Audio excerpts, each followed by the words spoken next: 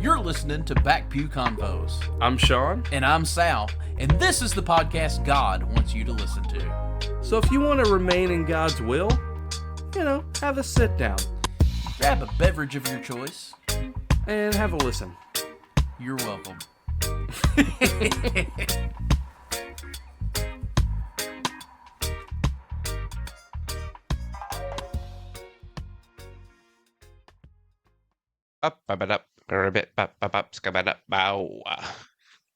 Yeah, man. Yeah. That slaps. As the kids say, that slaps. It was a bop. It was a bop. A banger. A banger. Bangers and mash.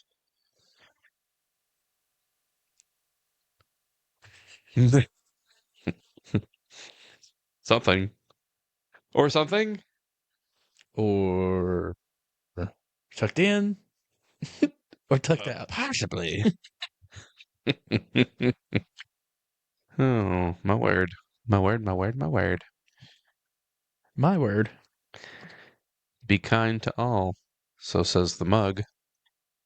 So it says, drinking my peace tea. Ooh, my word. Speaking of peace, I started listening to it. It's been kind of interesting so far. It's mainly interesting to me because I have listened to both of these folks individually on different things a decent amount.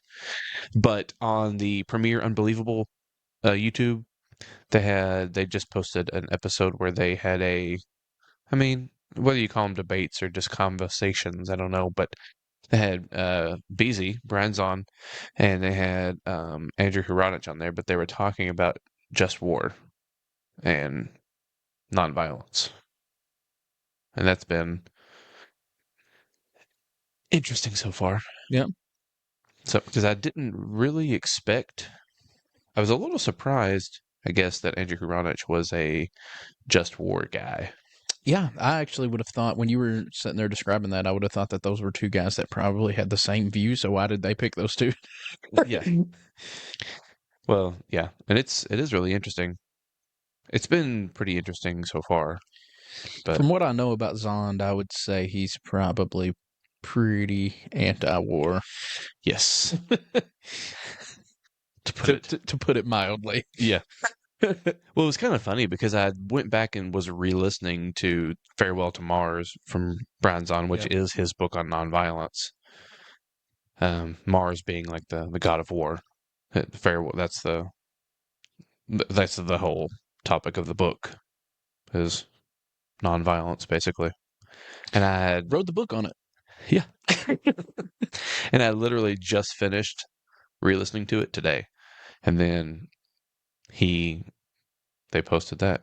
Yeah. Talking about. So that was kind of interesting, the way that worked out. It's a pretty good voice to be listening to on the topic, I'd say. I think so. I think so as well. I do really respect Andrew's scholarship and stuff, though. I know him mainly just from like Universalist arguments. And he does a bang-up job with that, so I'm interested to see what he's going to say. I was kind of curious I was trying to think through where I have heard him, because I knew I had heard some things. You've mentioned him more time, like you've obviously listened to him more than I have, but I've definitely heard him on a couple of podcasts, but I couldn't remember until you said Universalism. I was like, oh yeah, okay, now I'm placing him. Yeah, I read his book too, that Once Loved, Always Loved, which is his book on Christian Universalism, apokatastasis. But one of the funner words to say, actually. Yeah, if you cannot screw it up. Hip hop anonymous. You give him easy ones. Well, I don't have peace tea, but I have Diet Dew in my Margaritaville. Those are two things that bring you peace, though. Margaritaville and Diet Dew. Yes. It's my vibe. I went 3 sachets of the peace tea. Oh, 3 satch, huh? I don't know what's in it, but I feel pretty peaceful. You don't know what's in it? Now, I also took some ashwagandha. So this is the most chill that you'll ever get me. Does ashwagandha chill you out? Supposed to be, yeah. Apparently, it's just good for all kind of stuff, huh? It's super. Yeah, I've thought about getting some. It's supposed to have all kinds of good benefits. I take it not as often as I should, but semi regularly. Hmm. I'm just full of all kinds of herbs and spices. How many is it in the Kentucky Fried Chicken recipe? Like 13. Something like that. I'm wanting to say 11. Maybe 11. I don't know. I've never been a big KFC guy. Me either. Not really. Yeah. I did when I was in college. I went on some trip on one of my college courses. I don't remember which one it was, but I remember it was Mr. Stan McKinney, who was one of my favorite professors. Fantastic professor, Campbellsville University. But for one of his classes, he took us to a trip, and we stopped at some place. It was like the original KFC. I want to say it was in like Shelbyville, Kentucky, maybe. I don't know. It was somewhere in Kentucky, but Yeah. it was supposed to be like the original KFC or like the old Colonel Sanders place. But it was pretty good. It was a cool experience. Hmm. It was obviously there was only a few of us. It was a small class. I think it was like I want to say we went to some sort of photography or art museum in Louisville because he did like photojournalism. He was a journalism teacher, and he did like photojournalism and stuff like that. So it was probably something to do with that. I don't know if I'm making this up or not, but I have vague memories of my grandpa getting KFC for us. If I'm not mistaken, at one time, and maybe this is still a thing, I cannot tell you the last time I had KFC. But I think at one time they had these like little mini chicken sandwich things. They may have actually been called Chicken Littles. If not, then they really missed the boat. Or I don't know if that's what we just called them, or if that was their actual name, like on the menu. Yeah. But anyway. Yeah, I don't know.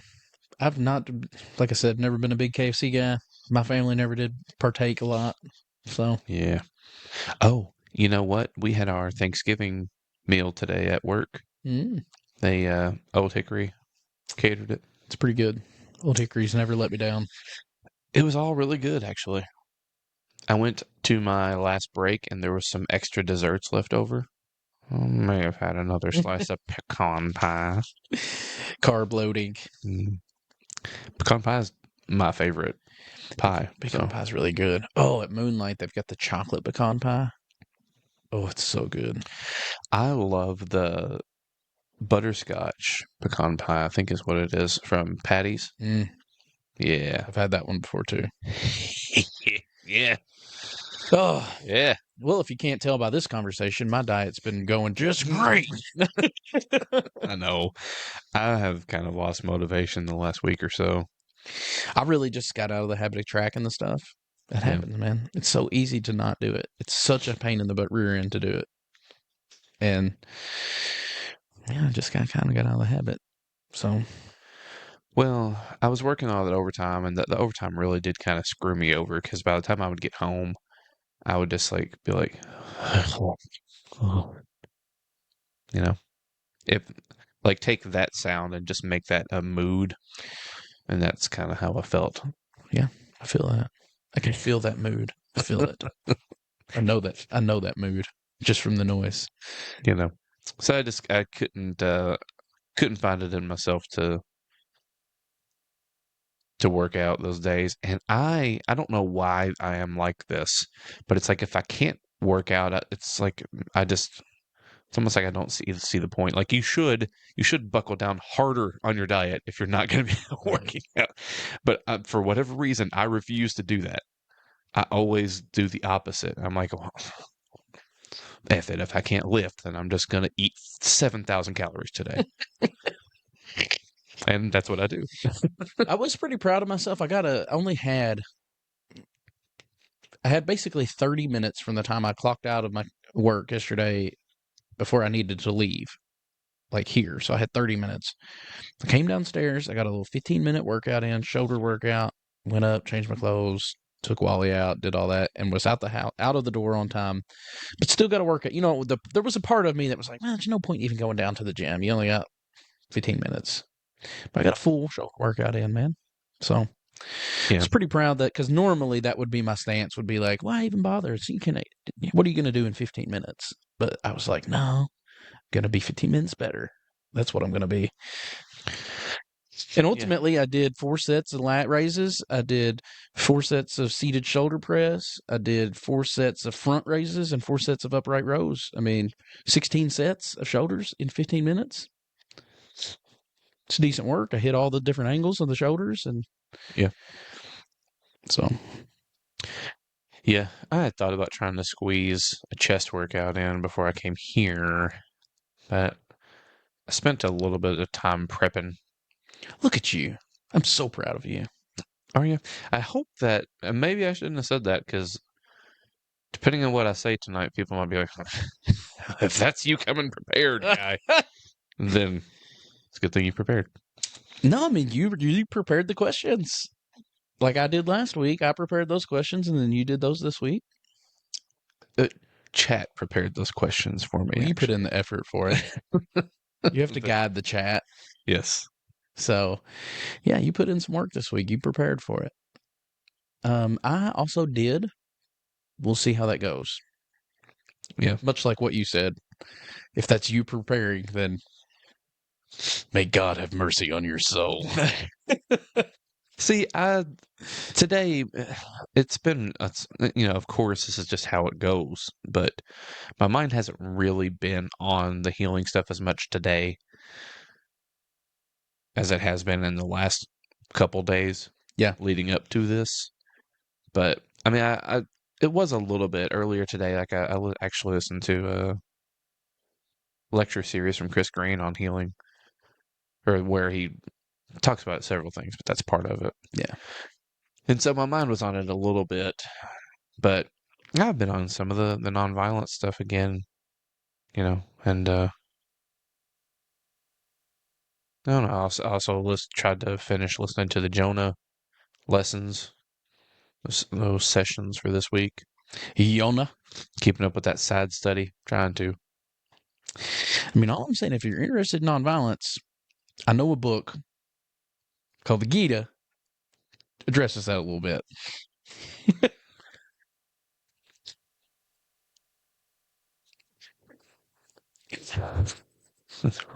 Yeah. Okay. Yeah. Actually, I didn't really know this beforehand, because I don't really. That's not my background, right? That's not the religion that I'm familiar with. It's a part of the Hindu. I don't even know what the right word for it is. Scripture is the only word I know, but I don't know if that's really accurate. But it's actually sort of Sacred writing. Yeah.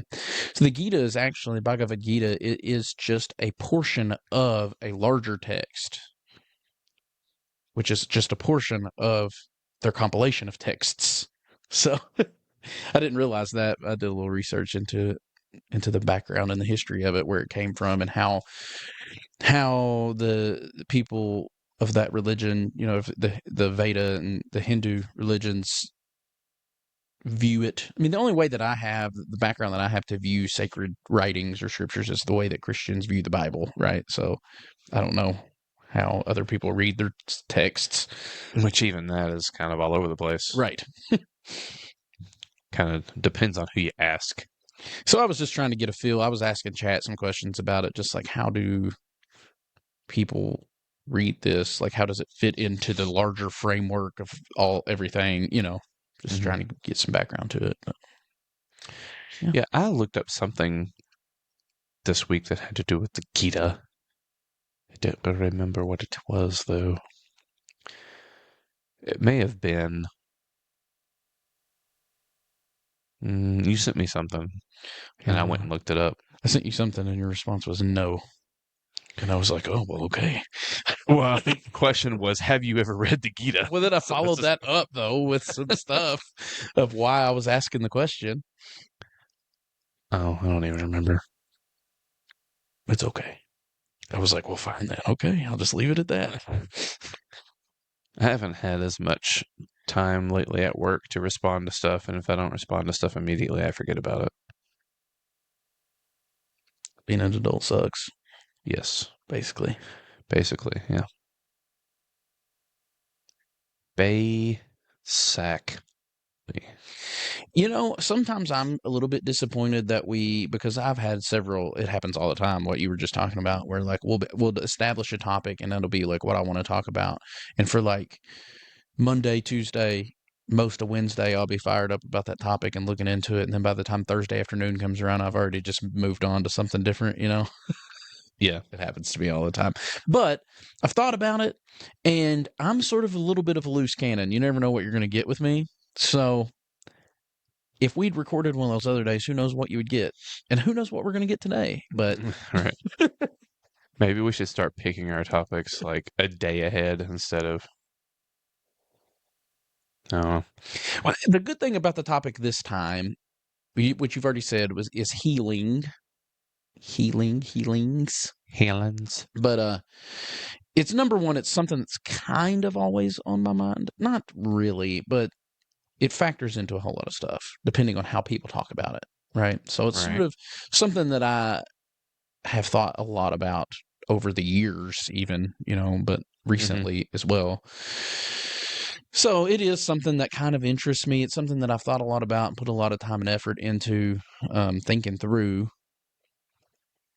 And so even when it's not something that is like burning and like, well, we need to talk about this, like I feel like I could always talk about it. You know what I mean? Yeah. So, Right. so there you go. So healing. Healings. That's what I'm gonna name the episode.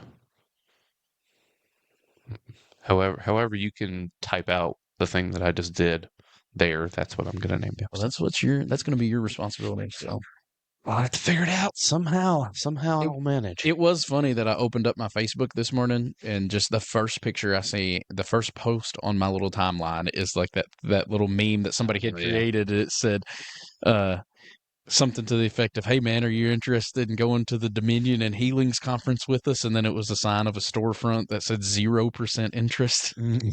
I was like, that's hilarious considering our topic that we're recording tonight. Yeah. Yeah. Oh, yeah, to be honest, I don't know how much interest I would have in going to something that was titled like a healing conference. Yeah. Either, or maybe it would depend. It would depend on what was going on there. It would depend. It would depend, I guess. Yeah.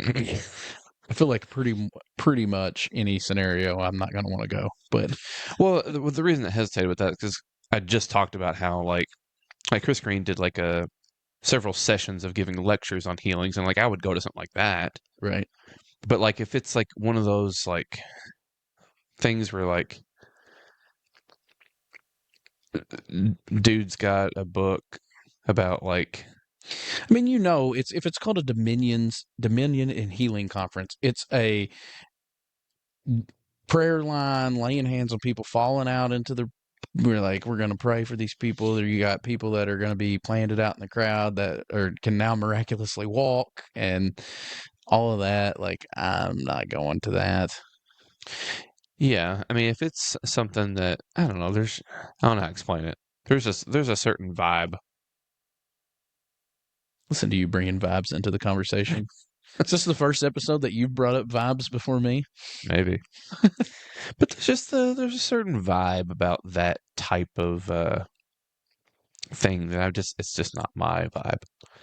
You know, I'm all for, let me just say immediately that I am actually all for praying for people for healing, and I believe that God heals, and and all the stuff. I'm not particularly interested in going to like a conference or something like that where someone is like giving you the 10 surefire ways to make sure your prayers are always answered or whatever, and they happen to have a book that they're selling to everybody for $17.99 or whatever, and it's like, all right, Right.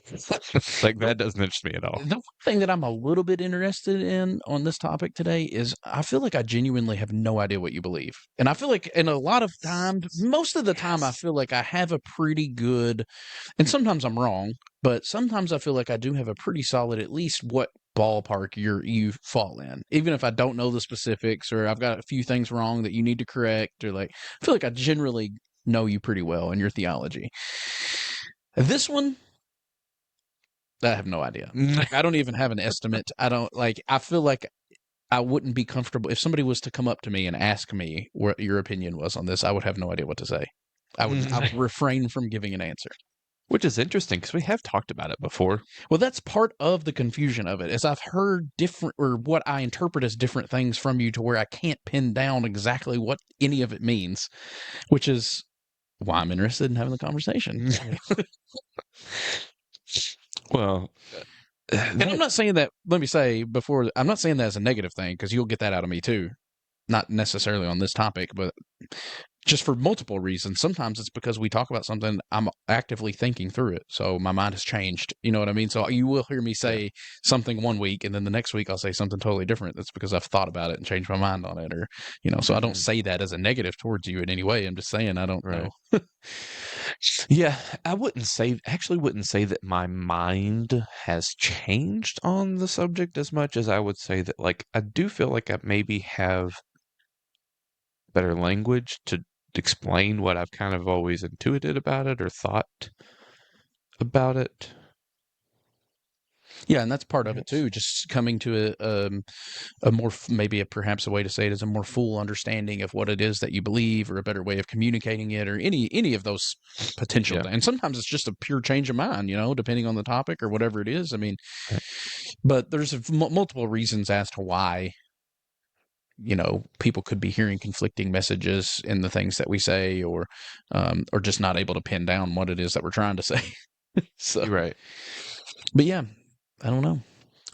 And I mean, I guess over time, my mind has changed in comparison to like where I was in my deconstruction. Like Right. I have changed my mind on the subject before, but Right. Yeah, I mean, ultimately, I would say, I don't know. And part of it for me just depends on the day you get me. I mean, Right. and what I mean, I've talked about that some, especially here lately. But depending on the day, some days I'm more skeptical than others. You know what I mean? Like some days I'm more open to the. It just depends on how my faith is feeling that day. I don't know, but some days some days I'm more open to the God language of it all, and sometimes I'm not. And that's just the days when my faith feels like it's, I've said before, some days I feel like I'm more of an agnostic, and it's those more agnostical days when that's what I'm trying to say, essentially. Yeah, I guess the question I would have is that even like what you're naming as faith or lack thereof, is that even faith? Right.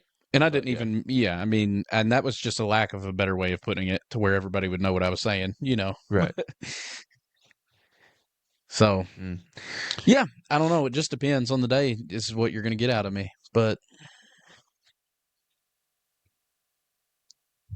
yeah, I'm all congested. I have been. Can't breathe. I'm much better today, but I have been.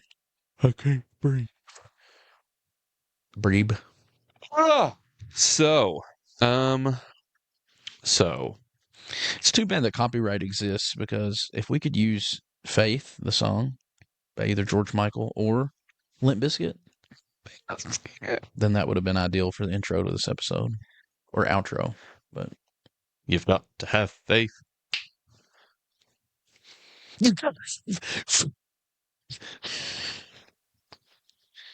That was the LB version. Mm. Well, how do we want to do this? We want to just pull up the questions that We could just fist fight it. I don't want to. Yeah, me either. I drunk peace tea. I'm unable to throw a punch. That's how peace tea works. It makes you physically unable to throw punches at people. It's like when liar when he tries to tell a lie and he just can't. It just won't come. This pen is. You just can't do it. That's how it is. You drink peace tea. You just literally cannot be violent. Mm. We need to get the entire world on peace tea immediately. We have to infiltrate the water system somehow. All right. Well, yeah, I definitely think. I mean, the questions were a fine outline. I think right off the bat. Yeah. And this is the way that you did it in the questions, which is perfect. But right off the bat, we have to throw out some definitions, or we have to define what it is we're talking about. Because I think a lot of what I have to say depends on what in the freak it means when we say healing, or like what are we even talking about tonight? Yeah. That's going to shape my entire discussion. Right, yeah. So. Yeah. I mean, so what do we mean when we say healing? I guess I would want to make a distinction between healing and healings. Right. I agree. Because I think the conference thing that you're talking about, that's healings. Right. But healing is wholeness. It's sozo. It's a process, actually. It's something that, I mean, like there's the old thing, like time heals all wounds. Like the healing is something that takes time. There's a process involved in healing. But healings are generally what we mean when we say healings are something that's like happens instantaneous. It's an event. It's not a process. It's an event. Right. That happens.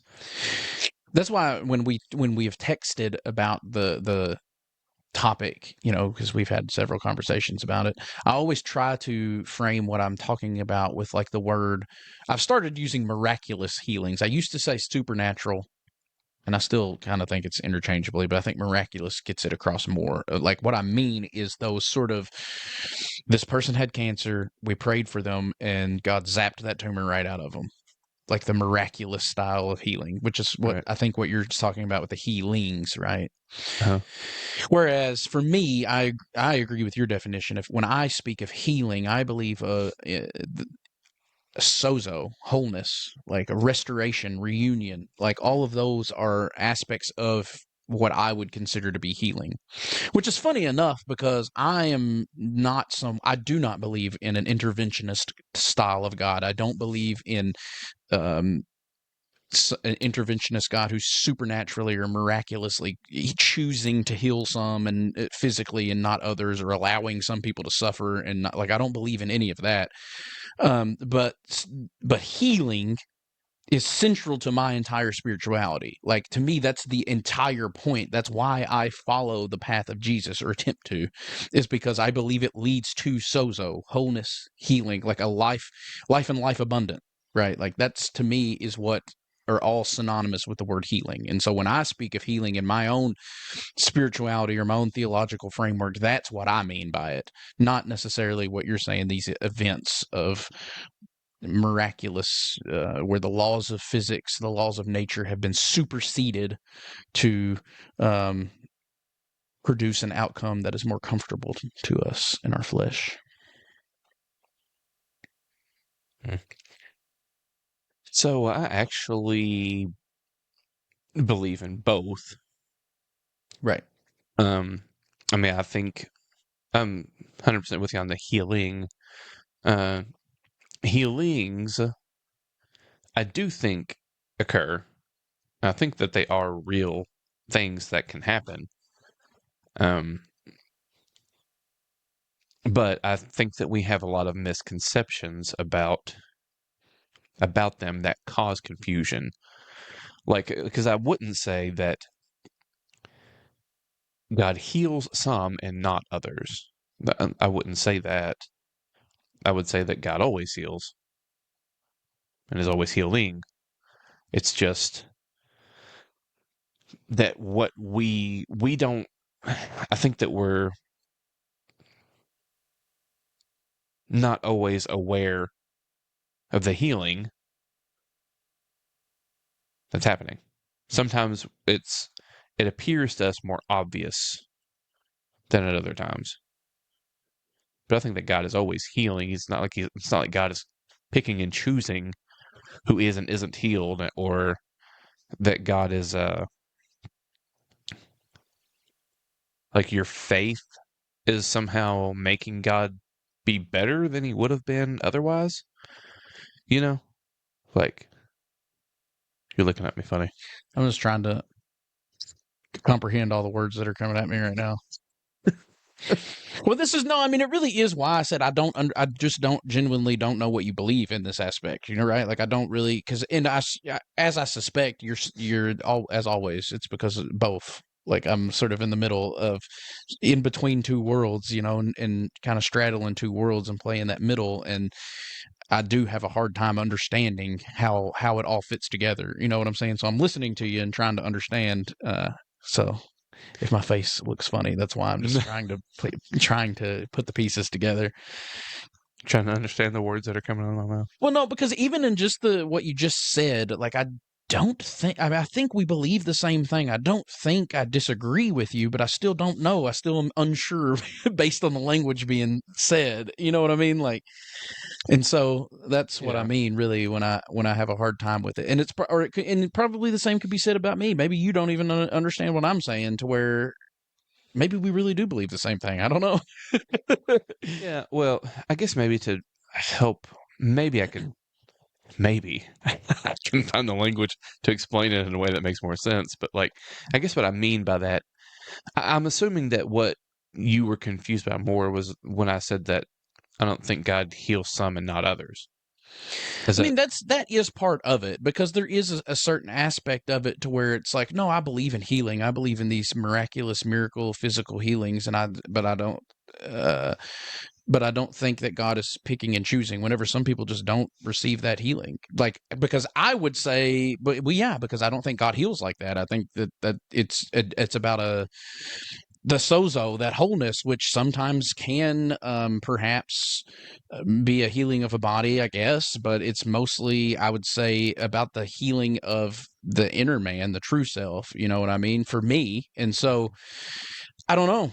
I think that is the aspect of it that I have a hard time understanding. It was like, if we're saying that, like, no, there is a God that I am praying to, like, please send healing to this person. Well, then, like, no, I think that we are kind of propagating this idea that God exists out there and is choosing.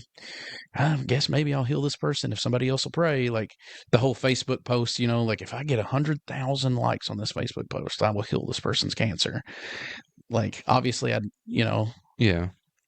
Yeah, I mean, that's not, I mean, I think that's not how I view it at all. right. To me, that sounds a wee bit cynical, perhaps. But Maybe I don't really think I'm cynical on this one. I'm a pretty cynical person just in nature, naturally. But, like, I think on this topic, I'm not really. But maybe I am. I don't know. I mean, I guess I just think that, like, I'm having a hard time thinking. Having a hard time concentrating. I know I guess in part, maybe this is what you're naming as cynicism, is I am pretty sensitive to the language used around this topic, just naturally, because I feel like we say a lot of things because they sound good without thinking all the way through the implications of what we're saying, and what we end up kind of propagating is nonsense. And um, I mean, ultimately, not we. When I say we, I don't necessarily mean me and you, but the way that I've heard this topic talked about previously is in that way. If God is a being externally, we're praying to him, God, please send healing to this person, as if God's out there choosing who to heal and who not to. But then this physical healing that we're praying for happens at the clip of random chance, but then we will say every time it happens, yeah, see, if we just pray, it'll actually happen, and God still heals, and He's still in the business of healing. But then, if that's the aspect that we're going to take, then we have to also, every time that it doesn't happen, like, be consistent with it. You know what I'm saying? Like, and that's what I'm sensitive to, is because I feel like in a lot of ways, people have higher expectations for me as a flawed human being than they have for their own God that they're propagating. And it's like, I don't really have a lot of patience for that anymore, you know? Yeah, well, I guess what I'm thinking is that it's not, um, to me, it's not a matter of God healed this person and didn't heal this one. It's a matter of God always heals, and sometimes that healing is obvious to us, and sometimes it's not. And sometimes those healings are the beginnings of a process of healing that, again, is not obvious to us. I think sometimes we, like in Romans, it says, we don't know how to pray as we ought to. Like, that's I guess how it's worded in the KJV, but like ought. But like, honestly, like, we don't always know how to pray for what is actually needful. And like, I guess what I'm ultimately trying to point to is that I'm more and more I'm suspicious of what it means to be healed, and like if we're praying for something and it doesn't happen, that doesn't necessarily mean that God's not answering the prayers. It may mean that, like, there is a deeper healing needed than take my diabetes away. Like, there may be that there's something else going on, a deeper healing that's needed, that is occurring.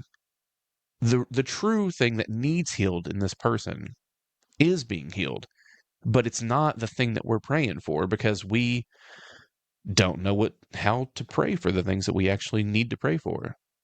Like, unless the Spirit prays through us, right? Makes intercession through us. And whenever Jesus says, he's comparing earthly fathers with the heavenly Father, and he says, if you're who among you, if your child asked for bread, you'd give him a stone? Well, the thing is, I think that we think a lot. I think sometimes we think we're asking for bread, but we're asking for a stone. We just can't see it because we don't know what to pray for. We don't know how to pray as we ought to, because we're asking for stones, but God only ever gives us bread. Sometimes we confuse the two for each other. And so we think we're getting a stone, but it's actually bread, And so I'm just very suspicious of, like, and what does it even mean to be, like, when we're talking about healings, healthy, like, what does it mean to be healthy? Like, I mean, is it like what Jesus, was it his life? Was Jesus ever sick? Did he have, like, what is the perfect image of health that we're comparing this other person to, and saying, well, their health is in jeopardy, and so we need to pray for their health?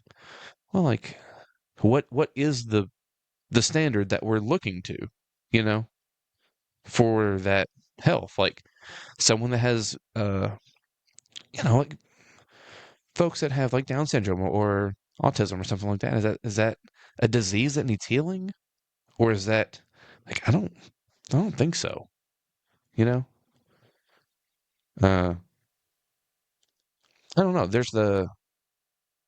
I'm more and more I'm suspicious of our own ability to always discern what needs to be prayed for, what actually needs to be healed, and in our own ability to discern what was and wasn't a successful healing in that situation.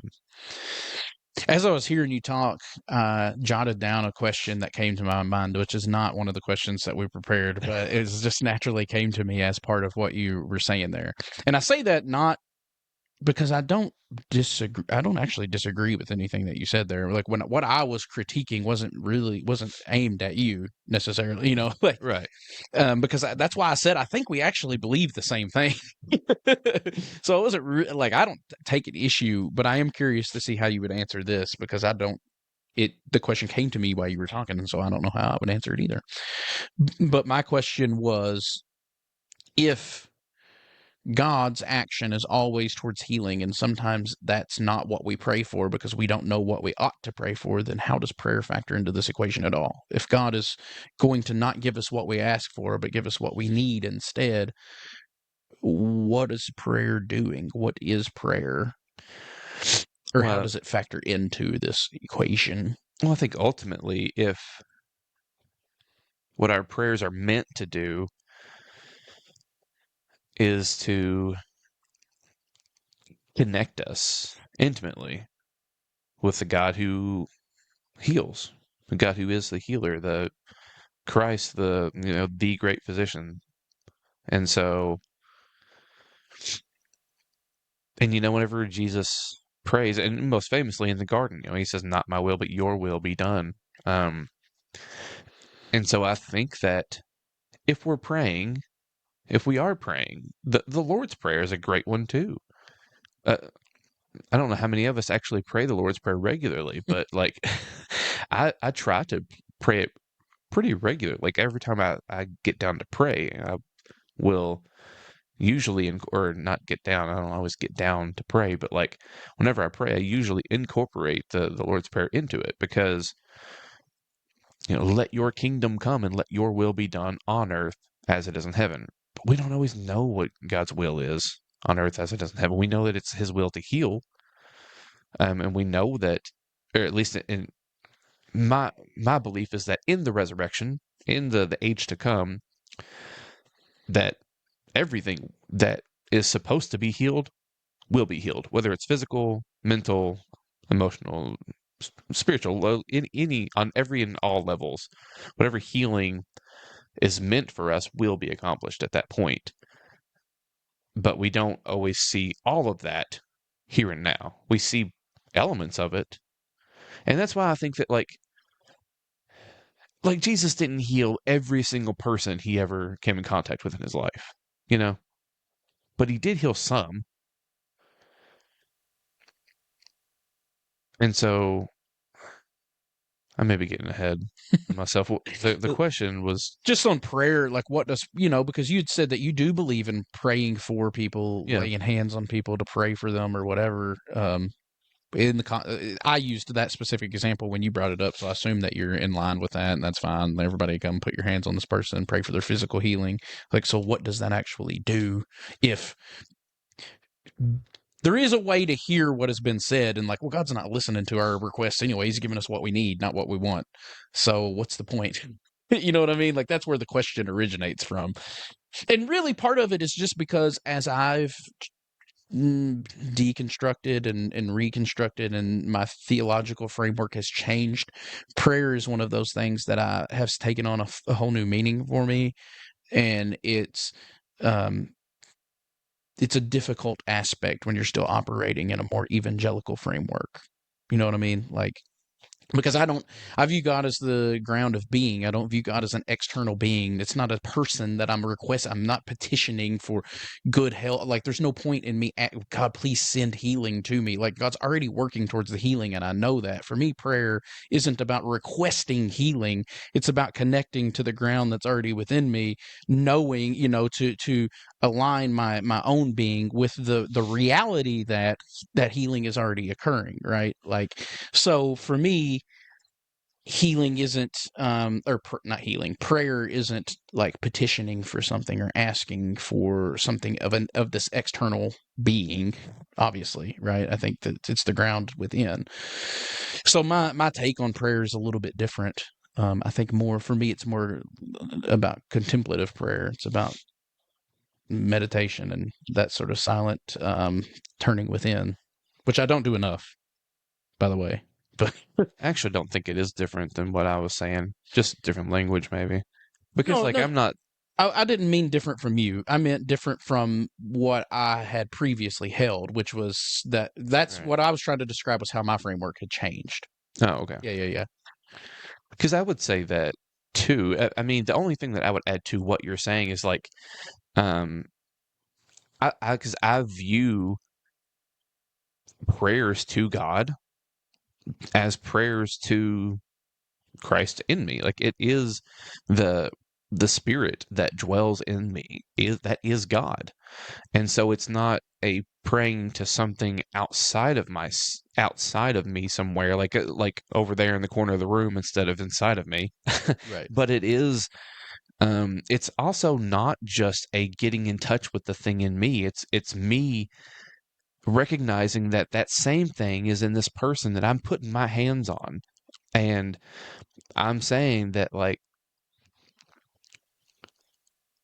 please, whatever it is inside of this person that needs to be healed,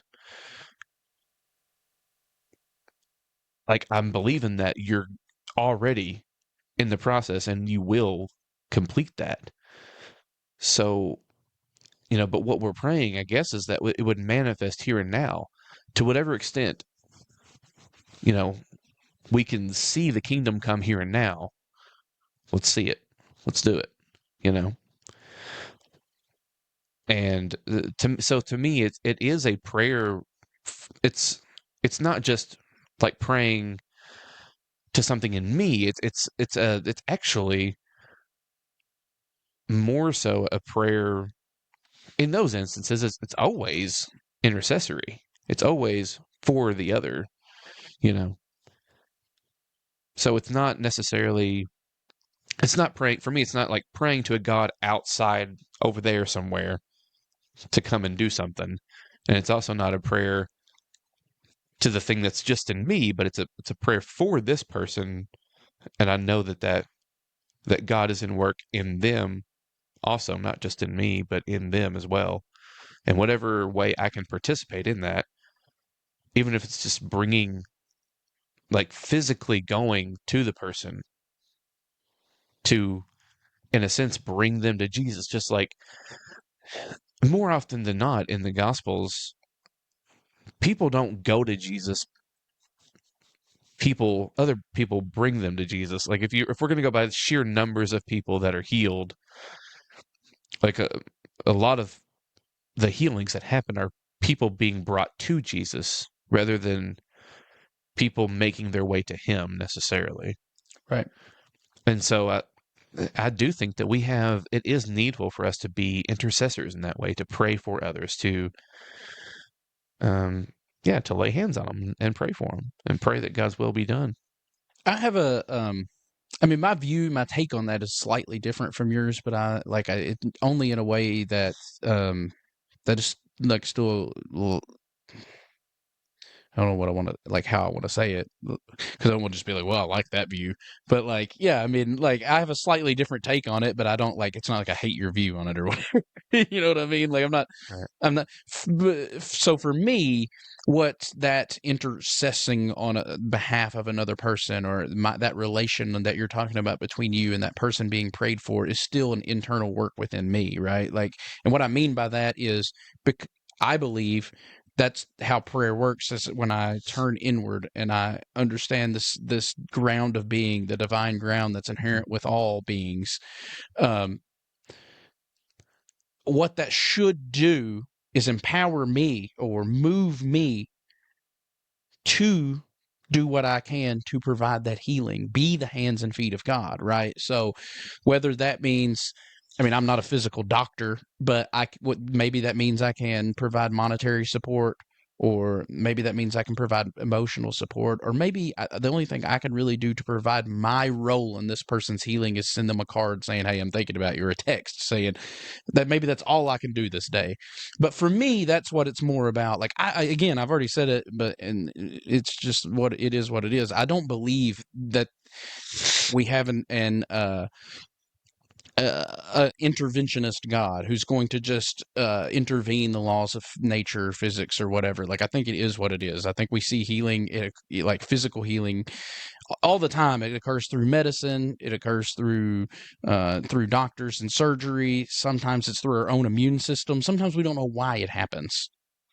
It is that a miracle or not? I don't know. But like, I personally, for me, I just don't believe in an interventionist God who supersedes those laws. To me, what praying for other people should do is still turning in, connecting that ground, understanding that ground within all, and then acting on that impulse, right? It's because I'm not waiting for God to supernaturally heal that person. I'm participate. I am being the hands and feet, and yeah. And I think that's, again, like you said, jumping forward. I don't want to jump too far forward because we have questions about community, at the end of the outline. But that, to me, that's ultimately what the community is for and about. That's why I get so frustrated in the conversations when there's school shootings, and the conversation is always thoughts and prayers, thoughts and prayers. It's just like we're so disconnected from it that we're just sending up prayers as if this God's going to violate the laws of nature and just melt all the guns away, or do do something that's going to supernaturally block these bullets. So like, no, the point of prayer,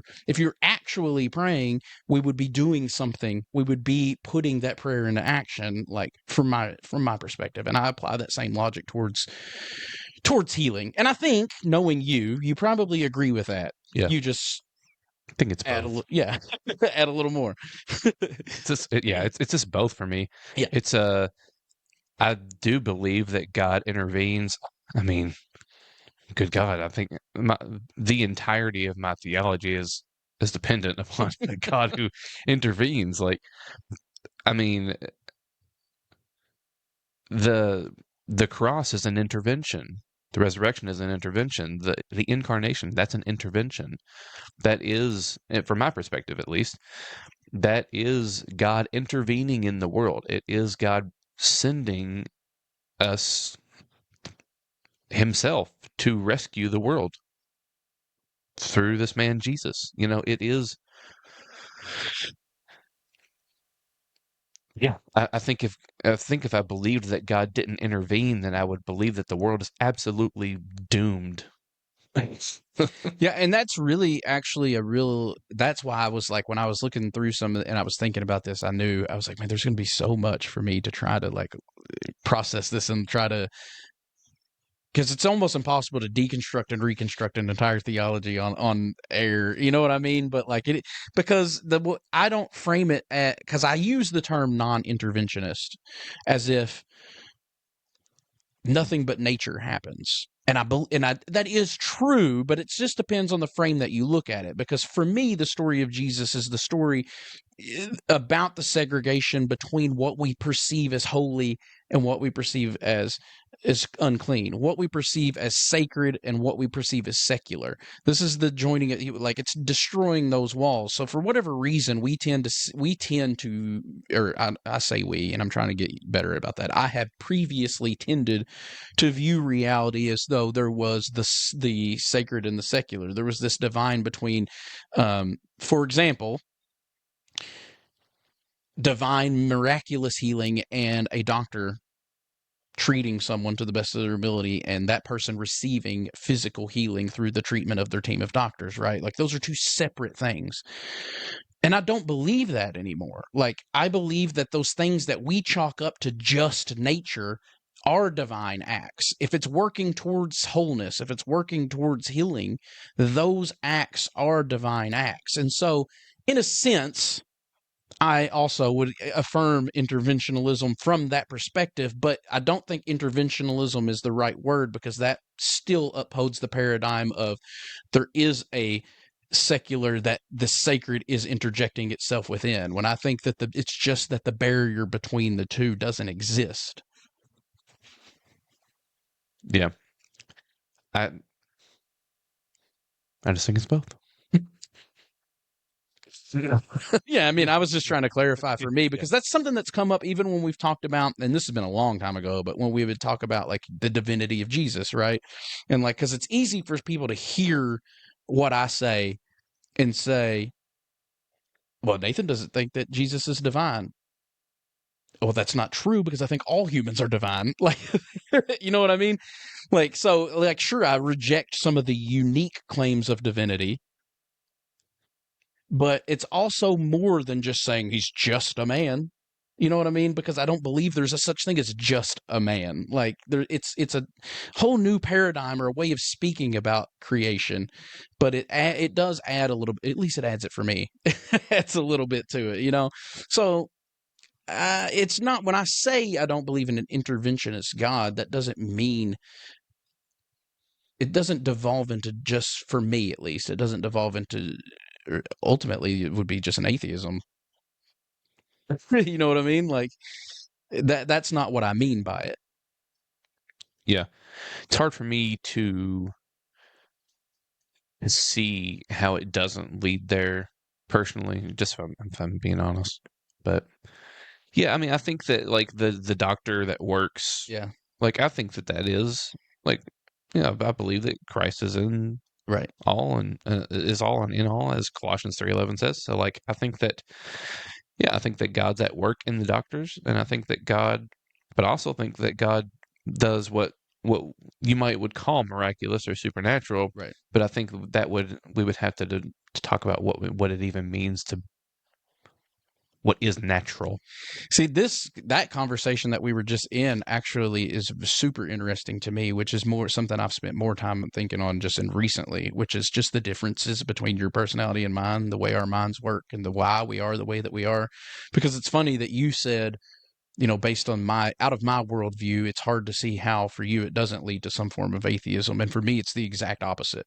It's Right. literally the opposite because all of this talk of miraculous and like the further that we get from the more closer to that top down epistemology that me and you were talking about offline, the more I'm like, I think I just don't believe any of this anymore. Like that literally pushes me towards atheism. Like the more that we talk about these miraculous, like that just to me it leads me to atheism. Like more that's why I am where I am, is this is the way I've had to go to to avoid atheism. So it's unique. But to me that's interesting how different we are in that regard, how things resonate so differently with us and why we are that way. That's not our topic at all, but it's something I've been thinking about a lot lately because I find it super interesting. Yeah. Yeah, it's just an interesting thing that we frame. We really do have so much agreement, but there's things that we definitely disagree on, and they are big things. But it's just, I don't know. I thought I had some insight there. I don't think I do though. Yeah, I think that ultimately we agree on a lot, and that factors it does factor into our framework, what we've had to adapt to, which this is where our different personalities and the things that resonate with us differently come into play, is the how. I think ultimately we have a similar vision and believe a lot of the similar things, but in order to make things work out, we've had to take different paths because the hows didn't work for us the same way. And part of that I think factors into what I was just saying about the different kind of epistemologies and just the different kind of ways our brains work. Just different people. I don't know. Yeah, I don't know. It is interesting because like I mean, I've said it several times so far, but like in this, it's going to continue. For me, it's just always both. You know, like it seems to me that like for you, it is this, which means it can't be that. Or maybe I'm not right on that, but so you can correct me if I'm wrong. But like it seems to me that like it's this and not that for you. And if it is that, also, I don't believe anything. I mean, it depends on what we're talking about, but Right. I yeah. mean, I'm just kind of like speaking in generalities, I guess, here. But like for me, it's uh, I affirm almost everything I think that you would say on all those big topics. Yeah. But for me, it doesn't end there. It's both. It's not like the divine exists in all, yes, but then Jesus is the definitive revelation of God in man for me. Like he is, and unique in that sense. So like, it's to me, it's not one or the other, but it's both of those things, and that's just one example. But like I've been saying it this whole episode so far that like it's both for me. Yeah, that's You know, generally is your default position is both. but it is interesting to me that I have no issues affirming both, but you do. Yeah, And that is it. I mean, for me, a lot of it is literally like saying 2 + 2 = 4, except when it equals 5. But it's like, well, no, it's 2 + 2 = 4, and it never equals 5. There's no way. And then it's like, well, no, I'm just gonna just leave it to mystery. 2 + 2 sometimes equals 5.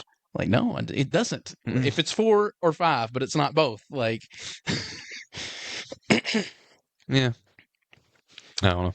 Sometimes I think that it's not a matter of 2 + 2 = 4.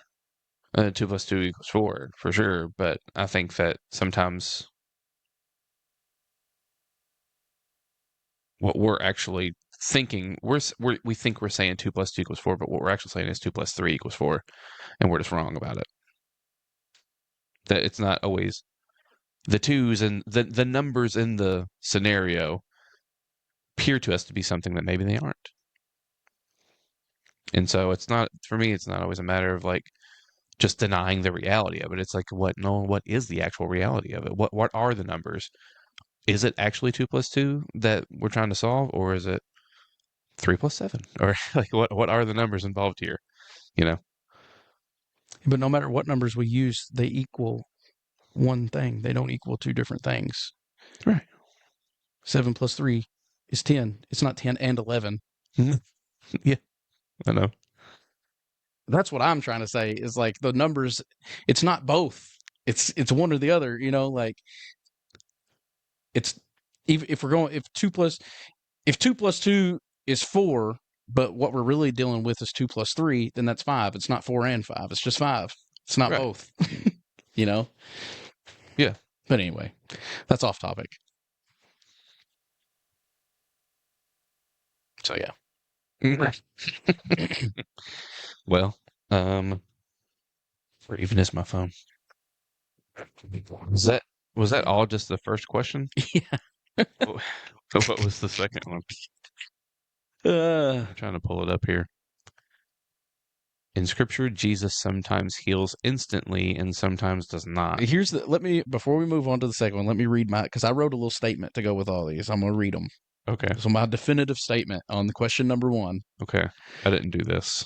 When the New Testament speaks of healing, I do not believe it's talking about God overriding nature, but rather it is talking about the restoration of communion within the person, between people, and with God. Boom. I think the restoration that you're talking about is nature. Okay. Just to throw my two cents in there, because I didn't prepare a statement. Let's piggyback off of yours. Look at you. Add to, take away. I mean, when I wrote this statement, I thought, I think Sean's going to be behind this. But again, I don't really know what you think about this topic. So, All right. Well, so let me see. Let's make sure there's not anything else on one I wanted to talk about. I guess we're good to go on. Number 2, in Scripture, Jesus sometimes heals instantly and sometimes does not. What do those patterns reveal about God's purposes, timing, and the person being healed? wait, read that to me one more time. In Scripture, Jesus sometimes heals instantly and sometimes does not. What do those patterns reveal about God's purposes, timing, and the person being healed? The question here goes on to say, this asks, why not every time? Drawn on stories like the woman with the issue of blood, Paul's thorn in the flesh, delayed healings. Yeah, I didn't even know that one. I didn't even recognize that one name that was in there. Yeah, that's why I skipped it. I was like, I don't even know who that is. I don't know what that is either. So yeah. In Scripture, Jesus sometimes heals instantly, and sometimes it's not. What about it? You got anything to say about it? Sometimes God sometimes Jesus heals instantly. Sometimes he doesn't. What are some examples? What is the country of origin? So I'm thinking about the woman with the issue of blood. She touched the hem of his garment because that was one of the examples given. She touched the hem of his garment, and she was instantly healed. Yeah. But Lazarus, he walked 3 days and then healed him. Is that more or less? Yeah. I think I was thinking more so not like this person was healed instantly and this person was healed but not instantly. I was thinking he heals some people instantly, but some people aren't healed. That's kind of how I was thinking about it. But I guess to go the other way, I'd have to think harder for some examples, I guess. Well, that's why I was kind of I was like, I don't know. I mean, it seems like pretty well when he heals somebody, it kind of happens pretty well instantly. I mean, that's why I was trying to think through some specific examples of when he doesn't. There probably are. They're just not on the top of my head. Yeah, I'm sure there are actually. But I was thinking about he heals the blindness by spitting in the dirt and rubbing it, and then it's like the guy just can see. He heals the guy at the pool of Bethesda pretty well instantly. The woman with the hem of his garment. The mud in the eyes one actually might be an example of that because he doesn't see instantly. Does he not? Mm-mm. Okay. Anyway, his vision is blurry at first, right? He sees men as trees walking, and then, there's maybe some other examples like, is it Naaman that washes in the river 7 times? Well, that was Old Testament. That wasn't Jesus. Well, it depends. Just depends on who you're asking, I guess. Yeah. God. Like he's healed, right? But he goes down 7 times instead of just once, Right. There's maybe some examples in there. Well, I was thinking strictly of just New Testament Jesus passages.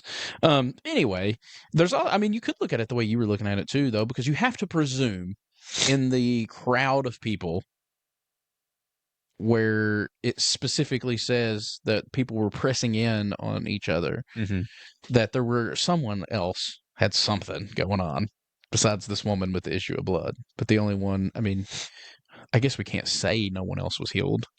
It just doesn't, we don't know that. It's not documented. But, but yeah, I guess you could look at it that way too. She is actually a good example, I think, of that. Yeah, so the notes that I wrote on this were that I think for me it's probably is a little bit different because I don't I think that these are stories, right? Like theological metaphors or symbolic performances more so than like a historical recount. So I don't necessarily think that these are always meant to be read as like snapshots of how God always acts, right? Or like a prescription. This is what God does. More so than they're pointing to that deeper reality of what we were talking about in question 1, right? The deeper reality of healing, like that God, Jesus embodies that God's will is wholeness, right? And so. What does that wholeness look like? This is a lot of what you talked about in that first question. What does that wholeness look like? Right. And she receives both. Actually, in Mark's account, he uses 2 different words for her physical healing and her sozo, her wholeness. Whenever he says, "Daughter, your faith has made you whole," that's sozo. But Mark's account uses actually a different word for, I can't remember the Greek word now for it, but it's I thought I had it, but anyway, it's a separate Greek word for her physical healing of like the issue of blood. So in that instance, she receives both an instant physical healing, but also a healing that had been a long time coming for for everything else, the wholeness. Because, I mean, if you think about her and her specific issue, she has that deeper reality is that she has deep wounds from being an outcast, from being ritually unclean, you know. I was going to say, according to the Old Testament Torah, like she was to exist outside the community. Mm-hmm. You know, she wasn't allowed to be a part of her community. Right. Which is all for me in my framework. There's always the deeper wounds that need healing. It's the true self, the internal self. Like, you know, from that regard, I take not that physical bodily healing can't factor into the healing of our whole self, but our true self. But our body isn't singularly our whole self, you know? Right. Yeah. I did have some notes on that story. Yeah, this says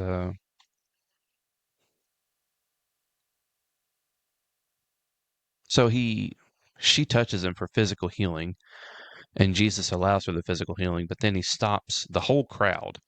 So that's another element of this that I was thinking about is like these healings aren't just for the person, they're for the community. And so this is what he does for her by kneeling down and telling her, like calling her daughter, your faith has made you whole. Like that is something the community needed to hear for their healing. So he's not just healing her, he's healing the whole community. By him making her whole, he's trying to make the entire community whole by pointing out that by healing her in this more in what we've been calling this deeper reality, this deeper healing. Her deepest wounds were isolation and shame and fear. Right. Those were the deep wounds. Those were the things that, and some of the fathers will talk about this, like you can be whole and not be physically healed, because the true wholeness is what she received after her physical healing. She received a physical healing, but the true wholeness was what he does after the physical healing, you know? And so, you know, that's a pretty common thing in the church fathers when they're talking about healing is that there's a deeper healing that's needful for all of us. And sometimes there's a physical healing that's associated with that comes with that. But the deeper and more needful healing is that healing, the healing of her feeling alone and ashamed. And what I really like about it is it's not just that, but it's, you've already said it, I'm just reiterating it, but it's the healing of the community at large, because it's not just healing her wounds. I mean, again, that is a huge part of it, that is a part of it, but restoring her back into her community is for the community at large. And I always try to emphasize that, because the Christianity that I grew up with was hyper individualized. It's all about your personal salvation. You know, it's all hyper individualization. But like I see this pattern over and over again, that it's not just about our personal salvation, our personal sozo or healing, but it's about the restoration of the community and ultimately the entire cosmos, you know. But Yeah, for sure. I've I've been thinking whenever we decided to talk about this, I've been thinking about this for a while, and I'm not, I guess I'm gonna say it because I've already started saying it, but like I wanted to kind of tell this story, like a personal story, but I guess I don't have to, I'm trying to decide how many details to give, because just in case, I don't want to like make anyone feel weird or anything. Names and places will be changed to protect the identities of those involved. Right. Well, there was a situation, right? There was a situation where someone came to church and we prayed for them to be healed. Mm-hmm. And it was a whole situation. And I felt I felt uncomfortable, honestly. In the moment, I felt pretty uncomfortable about what we were doing and the way we were doing it. And, it seemed as if that this person did not get healed for all of our efforts that night, right? This person didn't get healed. But then she gave her testimony. I said she. I meant they. They gave their We testimony. don't know their pronouns. Exactly. They gave their story, their testimony. After all the praying and the wailing and the who stole my Honda and all of that was done, she gave her testimony. And if here's what I was thinking. What I was thinking was, I hope that we all can get out of our heads enough to realize that there was healing there that night. If we were able to attend to it, if we could get out of our own heads about like, oh, we need it. Man, it didn't work. The prayers didn't work. I really thought we were going to heal this lady and it didn't work. If we could have just attended to her testimony, it could have healed the whole community. Right. I mean, ultimately, that is really what I was talking about when I was talking about the contemplation prayer, and turning within, and that's what I'm talking about. Really, it is getting out of your own head and out of your own way, and realizing like this. It's not like our prayers if we would do this and do that, our prayers would work. It's like, no, God, anytime we see wholeness and healing and restoration and union, that is the action of God. God is always at work. Yeah. The our role in that, our work in that, is moving out of our own way enough to allow that to work through us. Right. Yeah. Which to me is what prayer is all about. Yeah. But yeah, was I there for that? I don't remember that. I don't know. Likely not. I can give you more details later and maybe you'll realize whether you were or weren't there for it. But yeah, I don't know. I just, it's those situations. I really hope that we can keep the main thing. What's the old saying? To keep the main thing, right? Like the main thing is healing. And can we recognize healing when it comes and when it's there, even if it doesn't look like what we thought it would? I'm going to say something that's going to sound very much like something you would say. Ooh. Which is going to be weird. It is. I'm already weirded out by it. But I mean, I would assume that most of the time we don't know what that looks like. Yeah. Why would we think that we would? Yeah. Because it was obvious from her testimony, she's been made whole. Whether she's physically healed and right here and now or not, she's whole. You can hear that in her testimony. She's whole. And that's the thing that's most important. But I think we have a really hard time with that because we want, what is it? Jesus says it's an adult, what is an wicked and perverse. But the only sign that you're getting is the sign of Jonah. The generation that asks for a sign. What is the wording that is it wicked and perverse, wicked and perverse sounds pretty good. Or is it idolatrous? Because I mean, I think it is idolatrous either way. Actually, I think that's same thing. Because I really do think that like seeking sign. So I guess we have to be careful here because I don't want to say that like seeking someone's physical healing is idolatrous in and of itself, but seeking signs is, I think, like, because that's what I think that that's what I think any physical healing that we see, any kind of like thing that we can point to and be like, or like, whatever, and you can make up any scenario. I guess like this person was born with like one leg shorter than the other and they prayed and now both their legs are, I mean, whatever. Yeah. any example you can think of, like where there's something like an obvious like physical ailment and this person seems to be healed from it. Yeah. All of those things, just like all of Jesus's miracles, all of the healings, I think all of those things are signs pointing us to something. They aren't the thing themselves. But I think that if you make it the thing itself, if you're seeking signs in that sense, that you're making it the thing, Yeah. I mean, it's idolatrous. I think an easy way to put it is like this. I think it's a good thing and a natural thing to hope for or wish for someone to be made better. Yeah. Made whole, healed, whatever word you want to use. If someone is struggling, I mean, cancer, I've watched people that I love be put in the ground from it. It's disgusting, painful, hard. Yeah.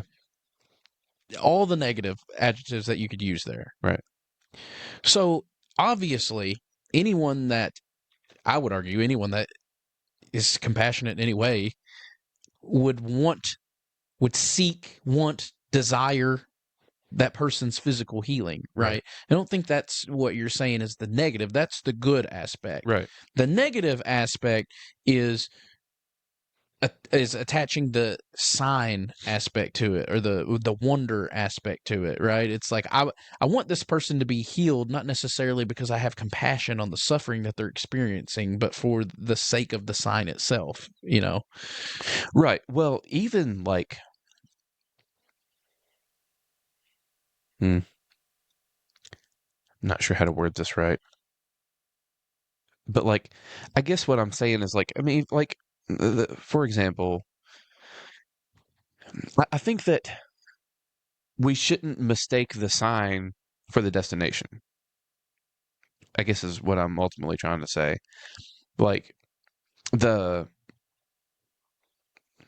whenever you are driving to Destin and you see a sign for Destin, that sign isn't Destin. It's just a sign pointing you to Destin, right? So, I can't help it. I think about driving to Destin and sign, and the only one I can think of is the sign with the little devil, the red devil with a pitchfork on it that says "Go to church or you're going to hell." Oh yeah, yeah. Anybody that's been through Alabama on I-65 has surely seen that one. Surely. No, but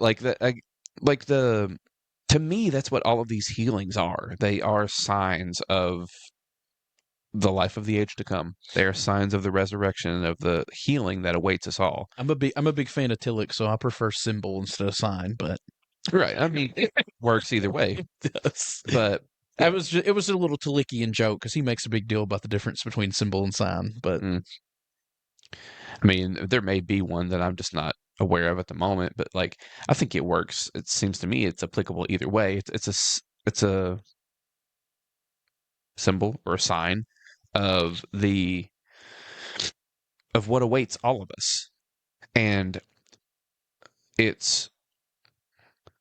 think, this wouldn't be satisfactory to anyone else really, I guess, but like to me, if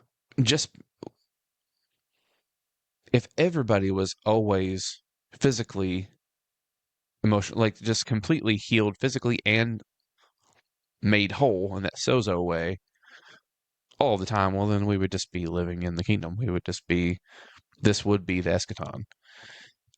But I think it's pretty obvious that it's not yet. And so for now, we have these signs that are pointing to the ultimate reality, the finished work, however you want to word that.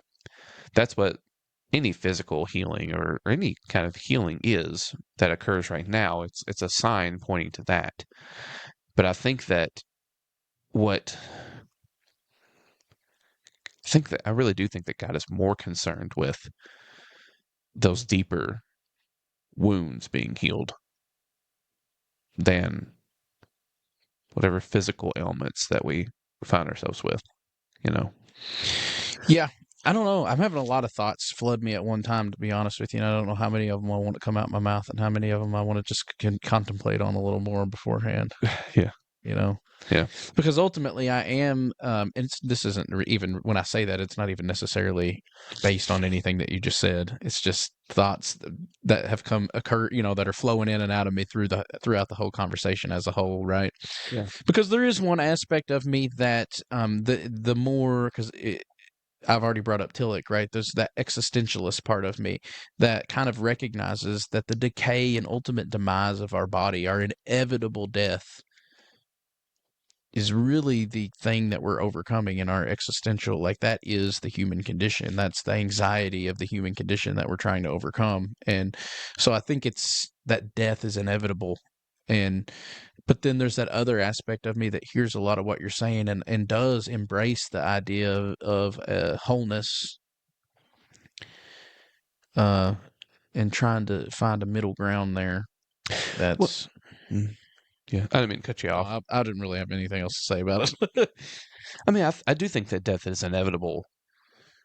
Like, I mean, some people may want to quibble about that, but I think that death is inevitable. I think I've said it before. I don't think Jesus saves us from dying. He Right. saves us through death. It's and like, I mean, in everyone that Jesus raised Lazarus from the dead. Dude still died. You don't know that. You know what I mean? Like Yeah.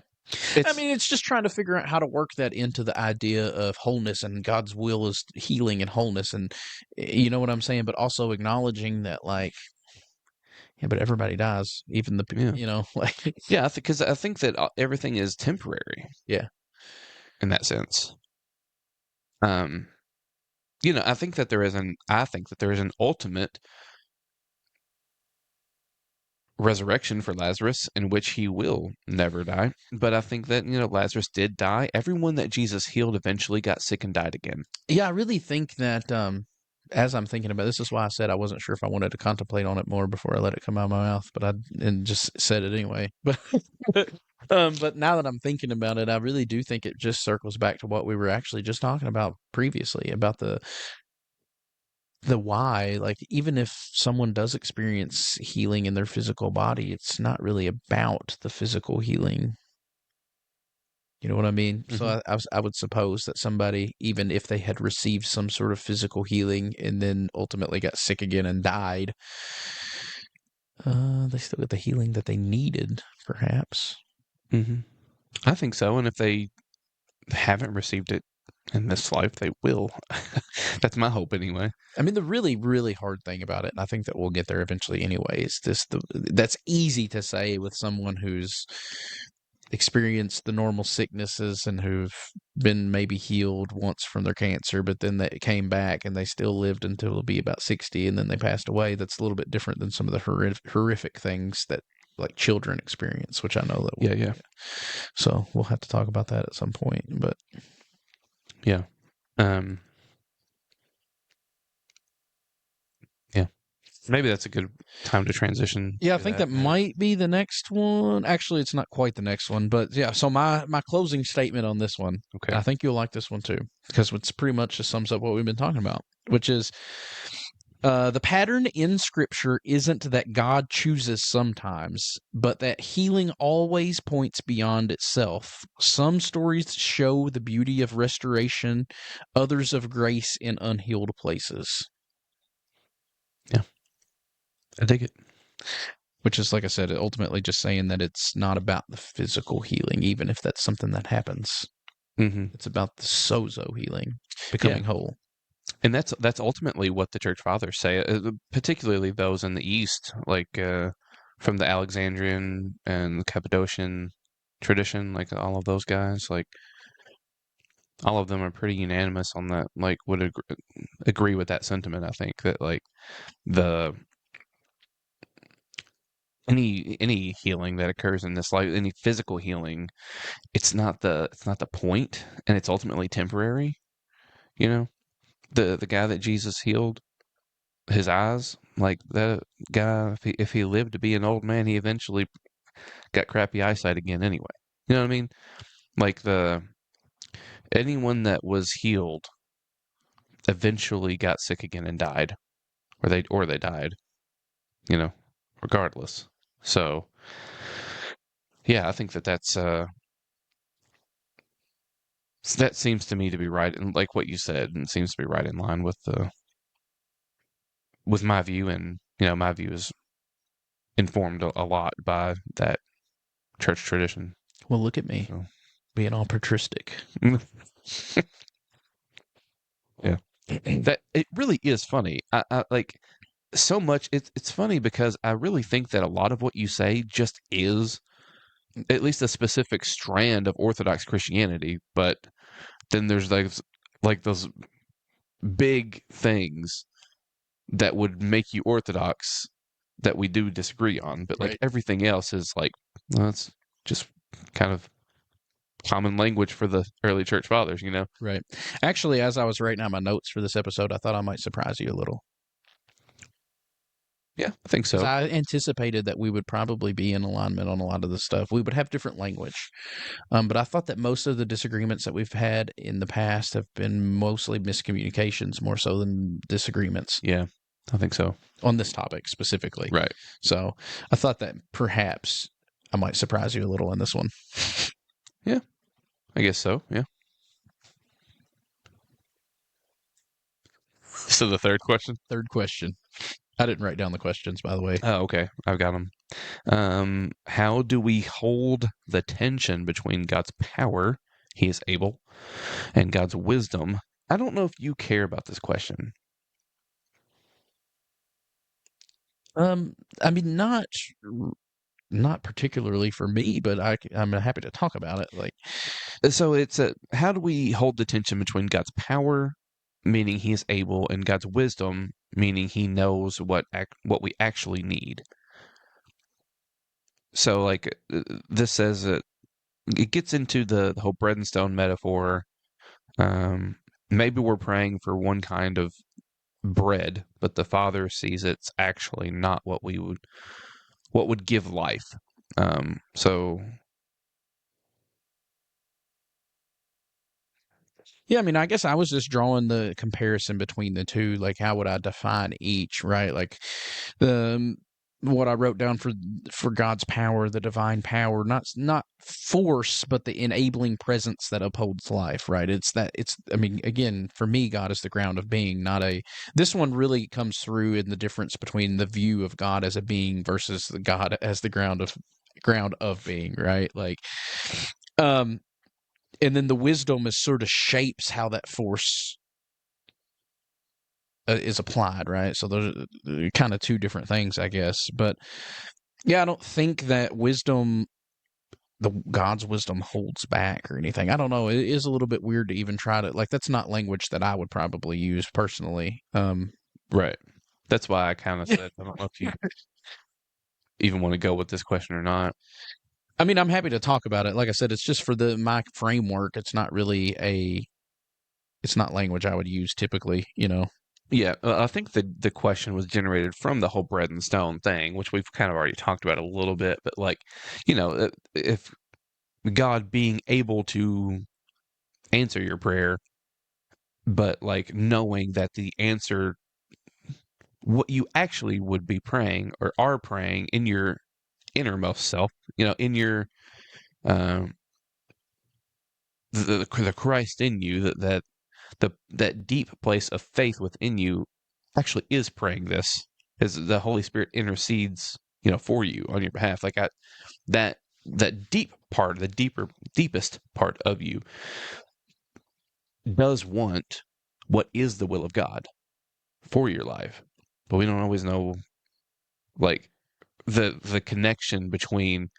our deepest and truest self and what comes up here and out of our mouths is not always the same, and so do you feel any tension in that respect with the idea of like, because you can reduce that down to saying like, well, then God can't achieve that wholeness without like using cancer or um mm,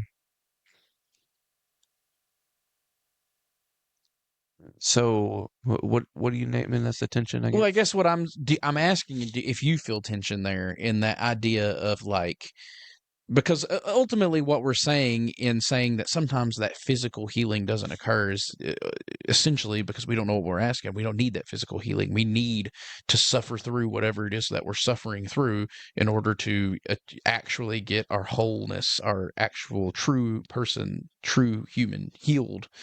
But isn't that like saying that, like, in order for you to achieve your highest self, your healing that you need, God has to employ like cancer or evil? No, I don't think so. I don't think God employs those things because I don't think God causes your sickness. I think that you just get sick.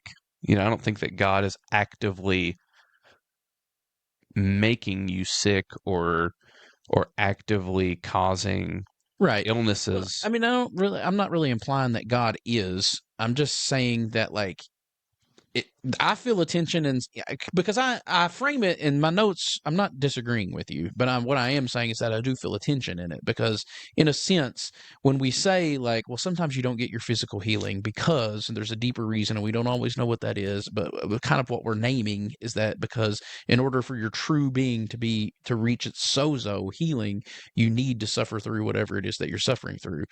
That's kind of like saying God couldn't achieve that wholeness by, if he healed you, then you wouldn't achieve that wholeness, right? Like God, that almost is like saying God has to allow you to suffer through cancer in order to achieve your wholeness, even though he may not have caused it. Like, if you know what I'm trying to say? Like, to me, it almost is that idea of like, God, you even if God wasn't the root cause of it, if we hold that God can heal us and that he doesn't need evil to achieve whatever it is that he's trying to achieve, then theoretically he could take my cancer away and still heal me. But he chooses not to. That means he's choosing to employ sickness, disease, Yeah. violence. You know what I'm saying? Yeah. I did have some stuff on that, but I didn't really make any notes on it because I didn't think about it too much until we were just talking about it, and then it came up. I mean, let me see if I can, because like basically I asked. I mean that's kind of where I was going earlier, I guess. Like physical healing is always temporary. So I mean, I guess if it's a matter of like,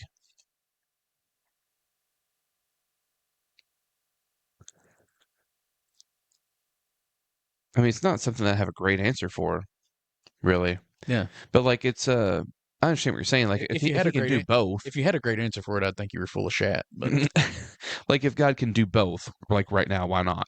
right, And that's kind of what I was saying earlier. Like I think that there is a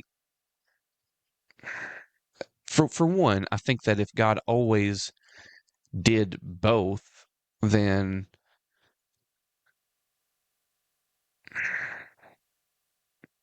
I think that would be, in a sense, bringing about the eschaton prematurely.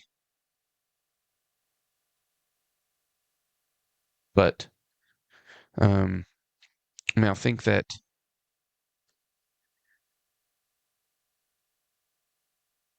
to me, I see the tension. Like I know what you're saying. I don't think that God uses those things to bring about our healing, but I think that God knows that there are things that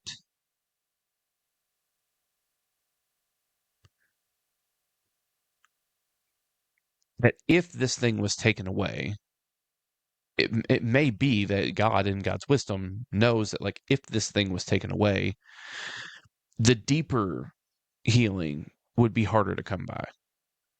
It's possible. Like, that's a possible thing to say about it. But like I was saying before that, I ultimately think that like I mean, even if we're gonna say God can do both and God chooses not to do the one over the other, I still think that we have to contend with the fact that like all of it is temporary anyway.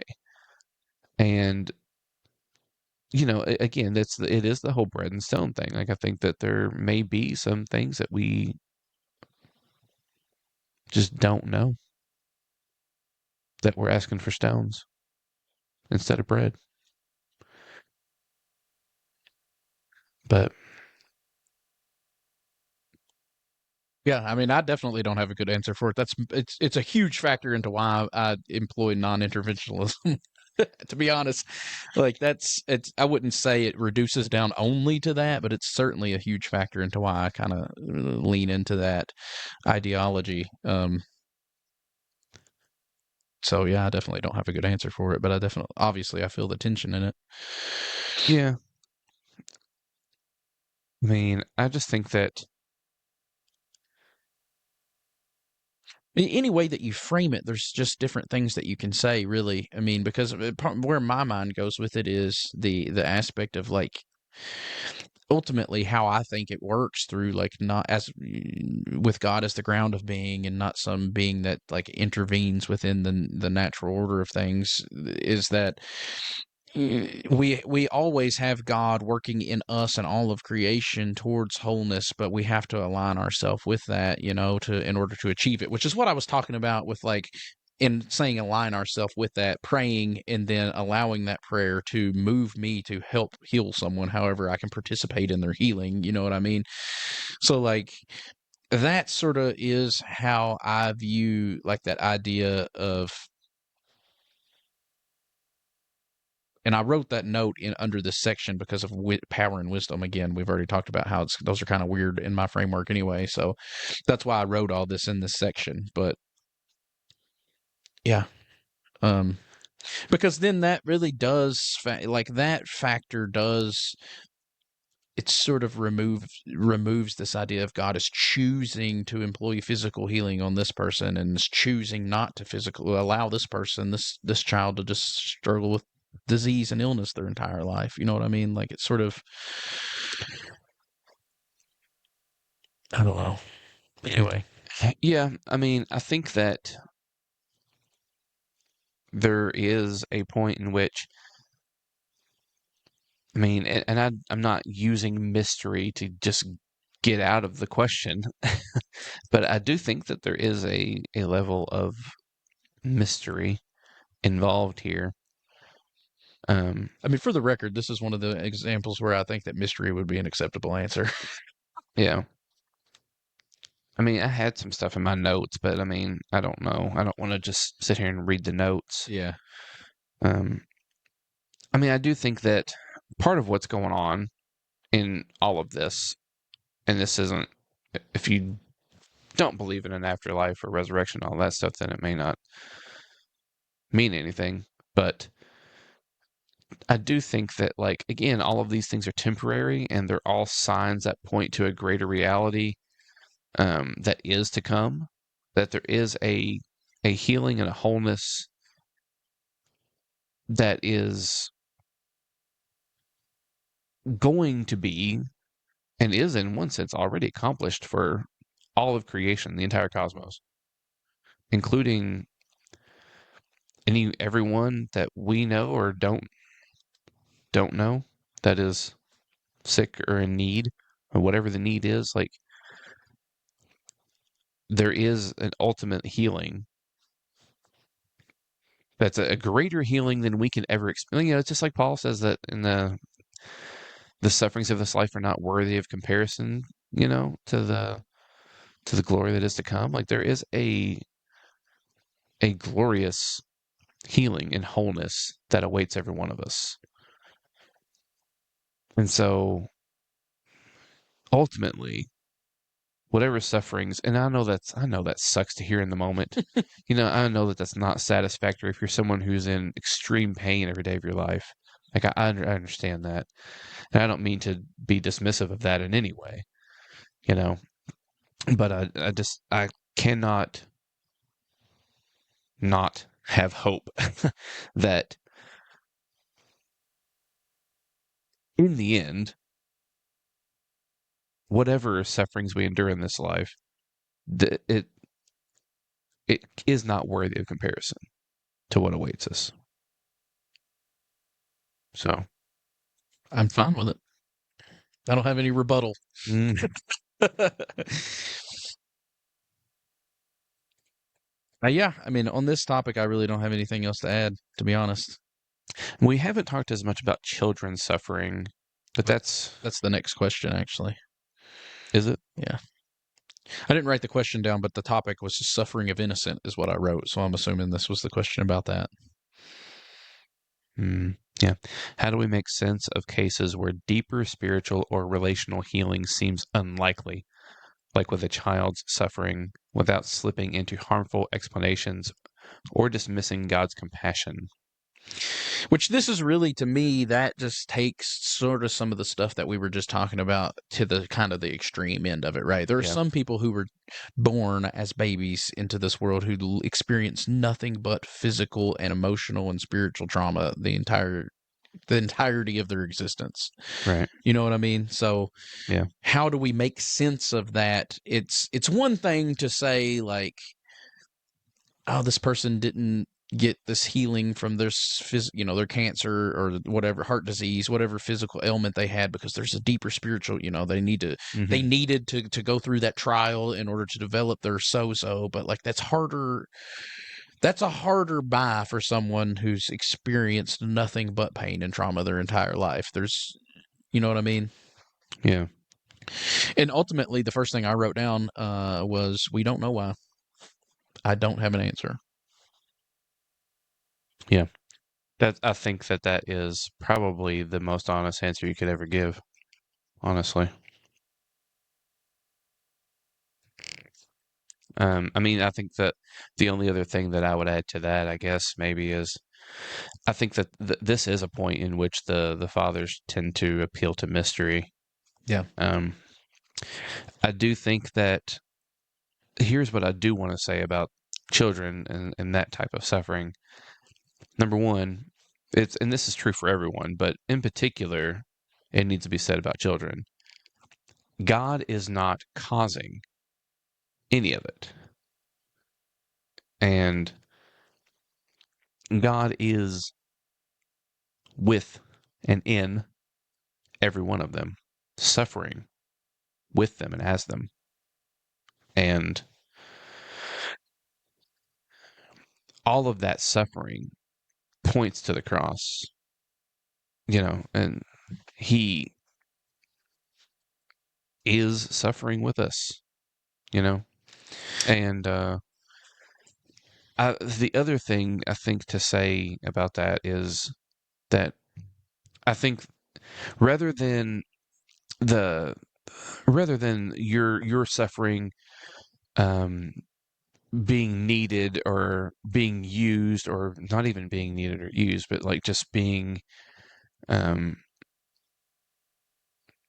there being some deeper reality, some deeper meaning, or some deeper truth that is revealed in the suffering or whatever. Like, I think that for children, the only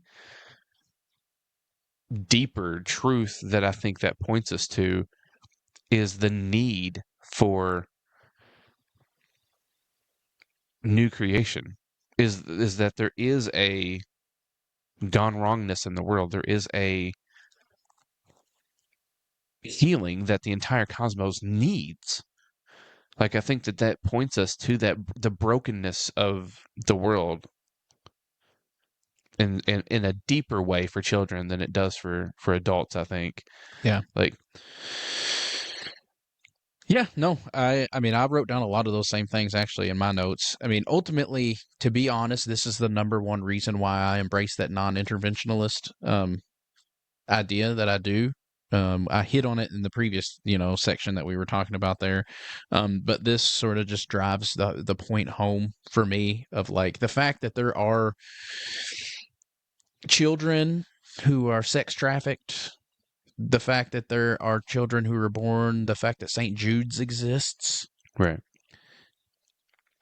I am personally, at this point in my life, I'm unable to believe in a God who heals physically like that, which again, it all goes back to how we define things and how we phrase things, because like what I'm talking about is again leaning back, not critiquing anything that you've said, but more so just my history and the way that I used to view things, where I viewed God as I'm praying to this being who's going to zap this tumor out of me or whatever. Like I can't. The fact that these children exist in the world, I can't do it. Like if God is choosing to heal certain people, to answer certain prayers, to heal certain people, but these children still exist suffering the way they do in the world, then I'll not worship that God. I cannot. That's not a good God, in my opinion. Like, I just can't do it. And so I've had to adapt my framework. Yeah. And I understand. I understand that. Which It's I a mean, hard one. ultimately, that's, so the note I wrote for that goes along with that is a non-interventionalist God removes the idea that God chooses not to heal a child. It's not, why didn't God step in to stop this? Why didn't God stop this? And it changes that question to, why is the world still like this? Yeah. And then I think you'll like this. I wrote down a quote from Gregory of Nyssa. Mm-hmm. Or a paraphrasing of a quote, let's say. So suffering is part of the ongoing finished journey of creation toward God. Mm. And so I would attribute the fact that these atrocities exist to the fact that the world is not healed. The world isn't sozoed. Yeah. And these things will exist until the world is healed. Mm-hmm. And we can all toss out our theories as to why we got into the situation that we did. What's our interpretation of the creation narrative and the fall of human beings, and how did all this disease and evil end up? I mean, we can give our own opinions on that and theories and whatnot. But the ultimate reality of it is that we don't know why this exists, and we know that it does exist. Yeah. And I think that that's what we're working towards, is eliminating that, is creating a world where this doesn't exist anymore. Right. Yeah. You know, Yeah. so on this, for example, on this topic of like childhood illness that we were talking about, I don't think that comes from removing any sort of funding from cancer research.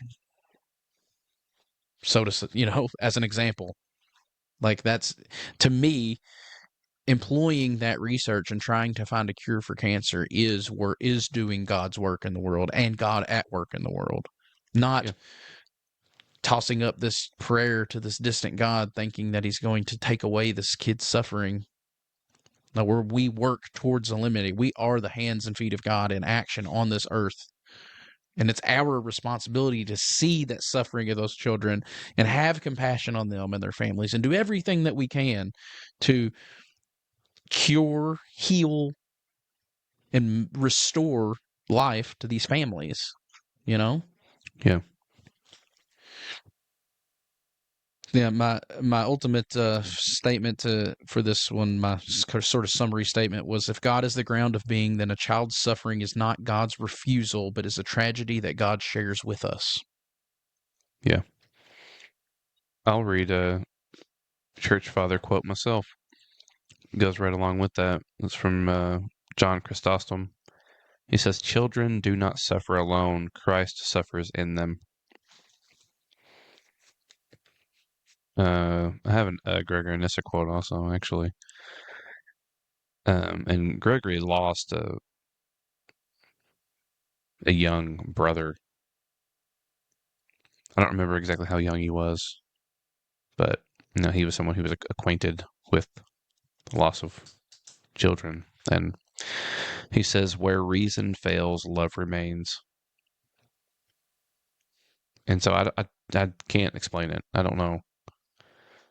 But love remains. Like I know that Christ is these children do not suffer alone. Christ suffers in them and with them and as them. And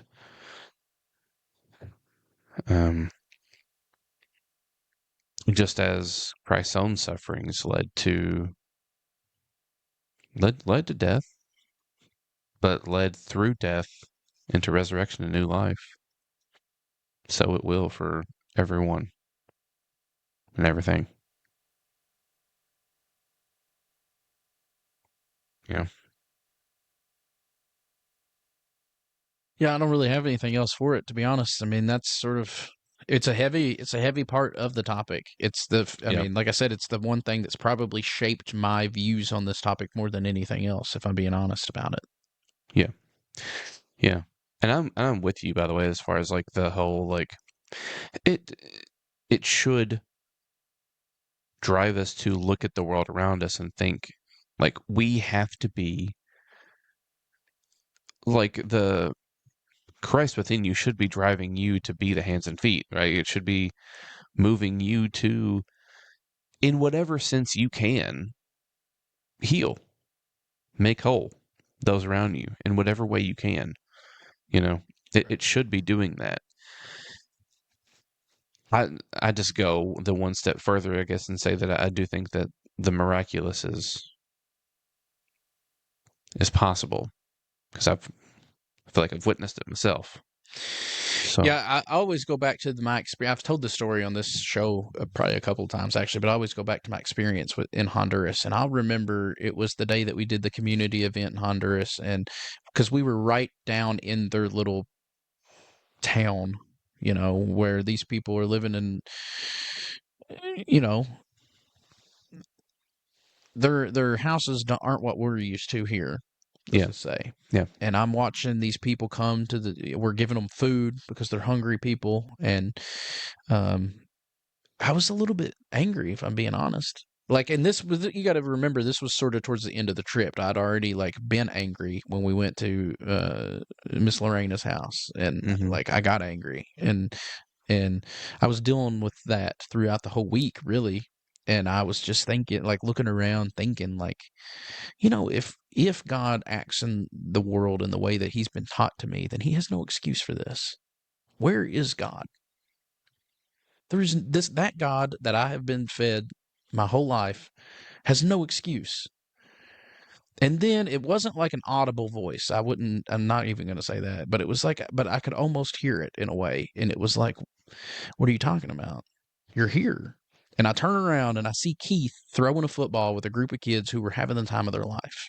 And it hit me then. It stuck with me to this day. I never forget it. That's where, like, my views on this whole thing sort of shifted into the direction they did. That was where the kind of the start of it was. I realized in that moment, like, what do you mean? What is God doing? We're here throwing a football. We're feeding food to these people. There's right, people. There's tables set inside where they're listening to these people share whatever's troubling them. There's two people over here at the swimming pool dealing with people who need something, that are pouring out their heart and soul. You know what I mean? Like, what do you mean? Where's yeah, God? He's here, obviously. Like, what do you think you're doing here? You know what I mean? And then that's where right, like, I've never forgot that feeling that I had in that moment, which was like, no, it doesn't look like what you've been taught it looks like. It doesn't look like what you've been taught your whole life. And you're right. And this is how I'm having this conversation with myself. So when I say, and you're right, I'm talking to me, to myself, saying, and you're yeah, right to think that God doesn't have an excuse, like, in my opinion. Like, yeah, like, that's why, I mean, that, in my opinion, that's what took me towards the that was a step in the direction that I am now. right. So, but yeah, in other words, I take that very seriously. Right. Yeah, I feel you. Which leads in right into the next category, which is community. Yeah.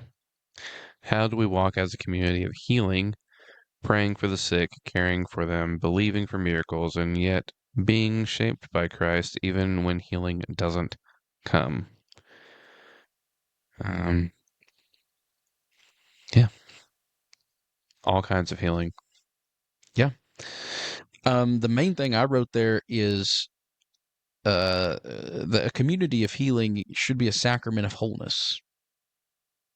Um, it's the context where healing happens. Um, but as what we've already talked about, healing is a wholeness of being, right? So it should be when we're talking about the context that healing happens, we're talking about being present for people.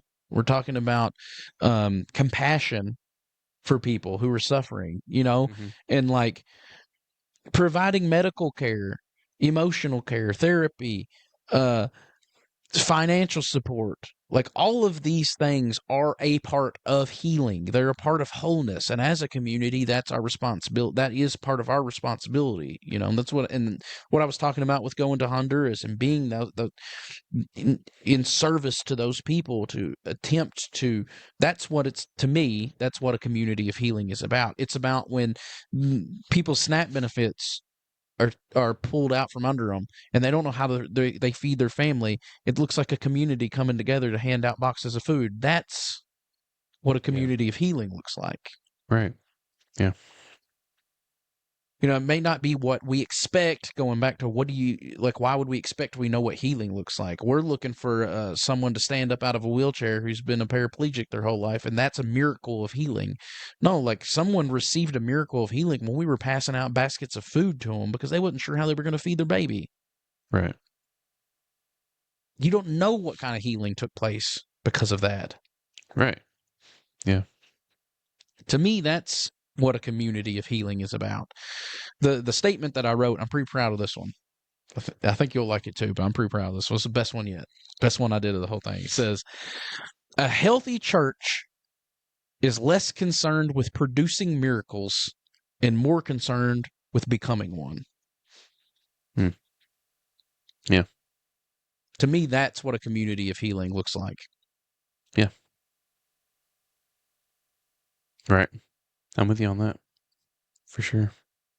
But it's hard to say what exactly that looks like because it can take any form. Yeah. Maybe it looks like handing out boxes to people who lose their SNAP benefits. Maybe it looks like just showing compassion on the church group me when somebody reaches out and is going through a hard time and it's just saying, hey, I'm here for you. Maybe it's texting somebody when you know that they're going through a hard time. Maybe it's XYZ. There's no limit to what this healing can look like and what our role in someone's healing can take. Yeah. But we all have a role to play in it. Right. Yeah. I don't really have much to add to that, I guess. Yeah. I'm with you on that. I mean, the only thing I guess I would add is that um I do think there is a place for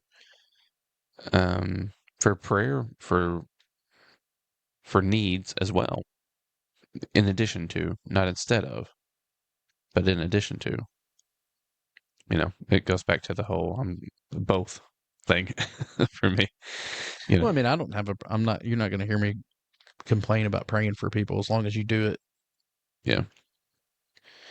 But I can't remember the quote. It's always said that it's like you pray for the hungry and then you feed them. That's how prayer works. I think it was attributed to Pope Francis or Benedict or one of them. yeah. But anyway, as long as we're go pray for everybody. But do so in a way that produces action. Yeah, and if you can be the answer to the prayer, be the answer in whatever way you can. Yeah.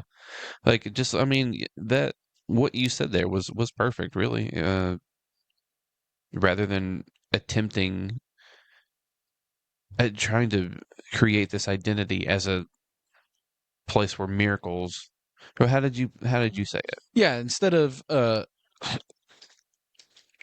want to make sure I say it right. A healthy church is less concerned with producing miracles and more concerned with becoming one. Yeah. So it's not like we're trying to make like producing miracles, right? Like that's what we get, but like our community is the miracle. Like, Yeah. just like, I mean, again, I thought the perfect example was passing out the food baskets, when on the Wednesday nights when people weren't receiving their SNAP. Yeah. That's not trying to generate that's not attempting to generate miracles. That's actually becoming the miracle. You became someone's miracle. Yeah. You know? Yeah.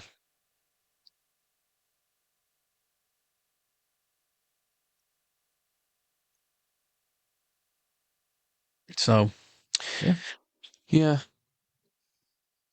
I had a ton of quotes from church fathers. I didn't get to read very many of them. I even read one.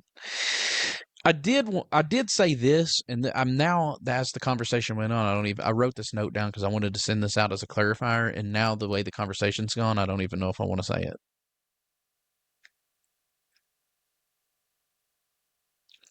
it. Okay. It's not it's not really a negative thing. I wanted to say it as a clarifier, and now that we've made it to where we are, I'm afraid it may muddy the waters even more. Because because of all the reasons that we've talked about with I'm wholly committed to the idea of the non-interventionalism. But I wanted to clarify because there is an aspect of unexplained healing does happen. And I think that and some people would point to that and see like that's an act of God. And like on a semantic level, I don't really disagree with that. I think any sort of act is an act of God. Any sort of act towards healing, not any act in general, but any sort of act towards wholeness or restoration is an act of God. So in a sense, I don't disagree with that. And I think what I'm more getting at is that I don't think that God, number one, I don't believe in God as a being. I believe God is a ground of being. I don't think there's a God out there choosing. Right. I view it more of like, I've used the analogy before of like God flowing through us as like a pipe. And it's an analogy, so it's not a perfect, obviously none of it is, right? But like if your pipe's gunked up, not a lot of good's getting through, right? Right. But if the valve is open and things are flowing freely through you, then so I don't know. But anyway, I think that the position I take on some of those unexplained healings is that I think, and maybe this is just my skepticism in general, but I think in almost, I would say all of those situations, if we could run every sort of medical test there is, we would find some sort of natural explanation for all of them. But that doesn't mean it's not an act of God. That's the right. That's why this is hard to talk about, and that's why when I was thinking about how I wanted to express this on this topic, I knew it was going to be hard to fully get people to articulate my position. Because my position is just because something happens, just because we could run a medical test and find out that it happened because of XYZ and we have a scientific explanation for it, doesn't mean it's not an act of God.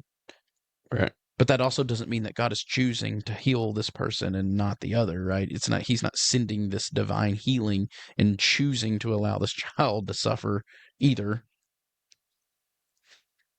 That doesn't make any sense. So it's a hard thing to sort of navigate. Yeah. I mean, it does get weird whenever you are talking to me. It can get weird because it does become a thing of like, where are we drawing lines then? Because in one sense, if by natural we mean like doctor, the God worked through the doctors or the medicine or whatever it was to heal this person. Well, when the doctor doesn't heal that person, isn't that also God in them not healing? Well, that's where I would draw and I mean, this is where we get into the nuance of how we how we make this work in our own minds, right? But for me, the way I explain that away is that's the human aspect of it, right? That's what I was talking about with the synergy and it's it's not as though everything is God and everything that happens is God, because yes, to that point you have to acknowledge every failure. You have to, I mean, at that point you can't say God didn't give that person cancer. Every act that occurs is God, right? But I think that we are agents acting in the world. I mean, it goes back to what we had talked about before with free will, and I'm a compatibilist with free will. I think we have a free-ish will. I do think that that we are free agents. To say that God works through us doesn't mean that God is controlling us or what's the word I'm looking for? Where a spirit would just take hold of somebody and you know what I'm trying to say? Possess. Yeah. Possess us. Right, but but even then, I think that it's not as if because make it a sort of free will thing, I think you would have to get into the person's motives. Like it's not as if any doctor is ever choosing not to heal someone. No, You know I what I understand. mean? Yeah, and I didn't mean to imply it like that. I was only using that as an example that we're free agents, like we're acting in the world. You know what I mean? Like, I think that we are. So, To that extent, yes. If God is only, if on your, I guess on your model, if God's only acting in us, and I don't know that if I disagree with that or not. Actually, something I need to think more about. But if God is only acting through us, I got distracted by my own well, thoughts. I was trying not to distract you because I would throw a caveat even to that. Is like I don't think when I say God is only acting through, I wouldn't even say us. But that can be because we're talking about it as if God is acting through a doctor or whatever. But I think that can be your own immune system too. Right. Some people have different immune systems that overcome illnesses through their own immune system. I mean, I don't know. I'm not a doctor. I don't have the explanations for all of them. You know what I mean? Right. I think for me, the big difference is saying that God chooses to act in this way, as saying like God makes a conscious decision to take this tumor out of this person. Now, I'm going to allow all these children over here to starve to death. And these children over here are going to suffer their entire existence through sex trafficking, and these over here, but I'm gonna help that person. Like I can't do it. Can't do it.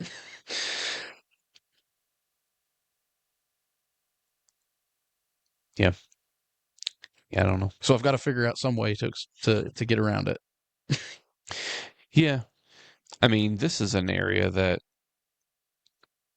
this is something that is gonna probably. I mean, I would assume is going to evolve over time.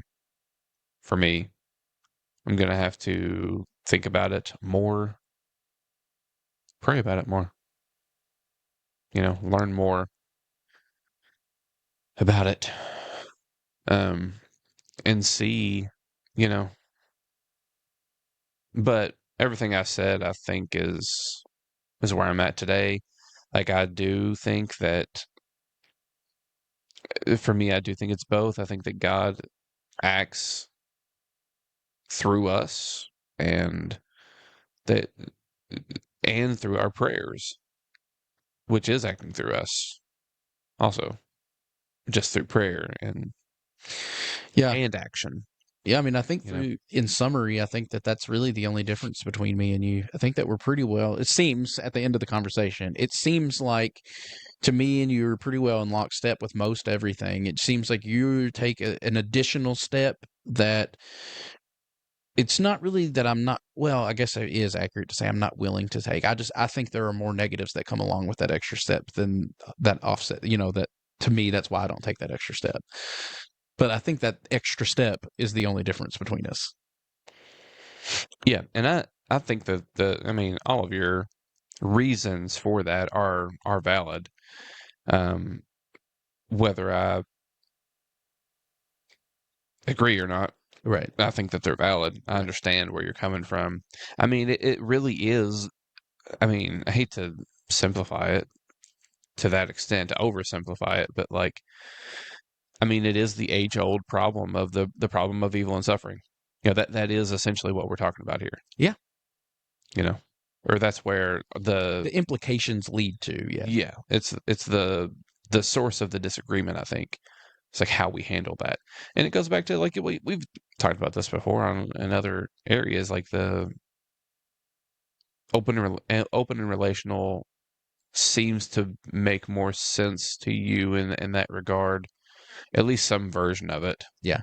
That would align with your more Talikian views. But for me, I am more in line with that classical theist view. Right.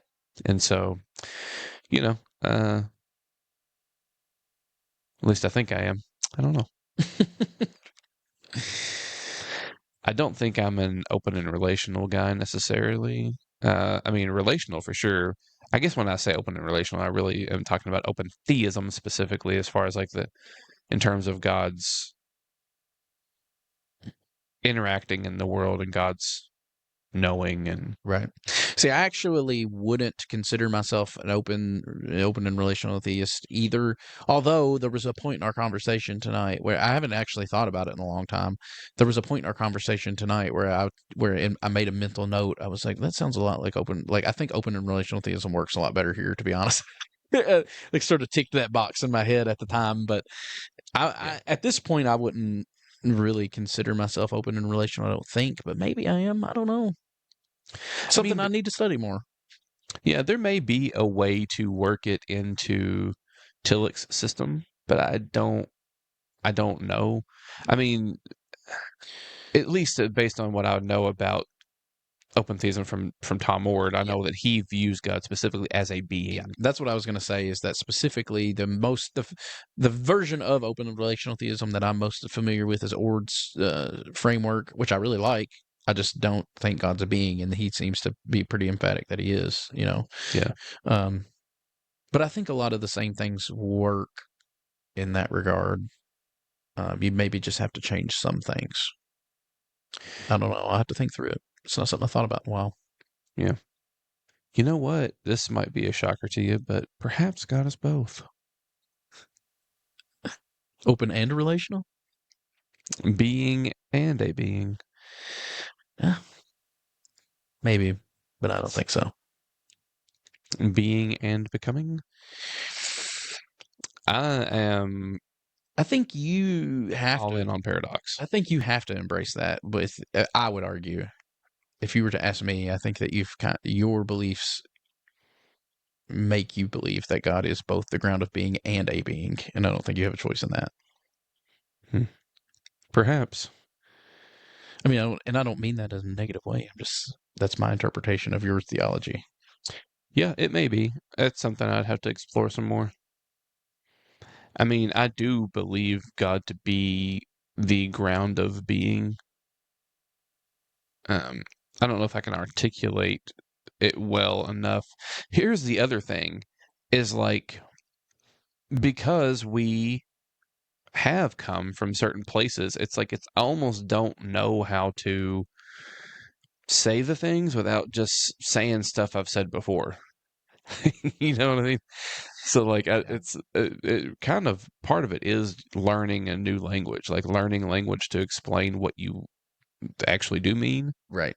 And that's one of the hardest things I've found since because I did used to have more of a classical theist view where I viewed God as a being, the being of beings, the being among beings, the highest of all beings.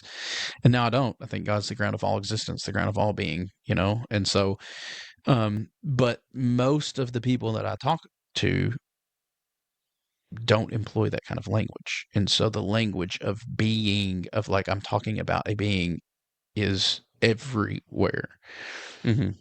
He, him, and just the sort of anthropomorphic language that we use to speak of it is, in a lot of ways, it's troubling. Not troubling like troubles me, but I mean it's troubling in that it causes problems because it portrays, when I use it, employ it, it portrays something that I don't really mean, that's easily to be misunderstood by people who don't hold that same framework that I do. You know what I mean? But at the same time, I'm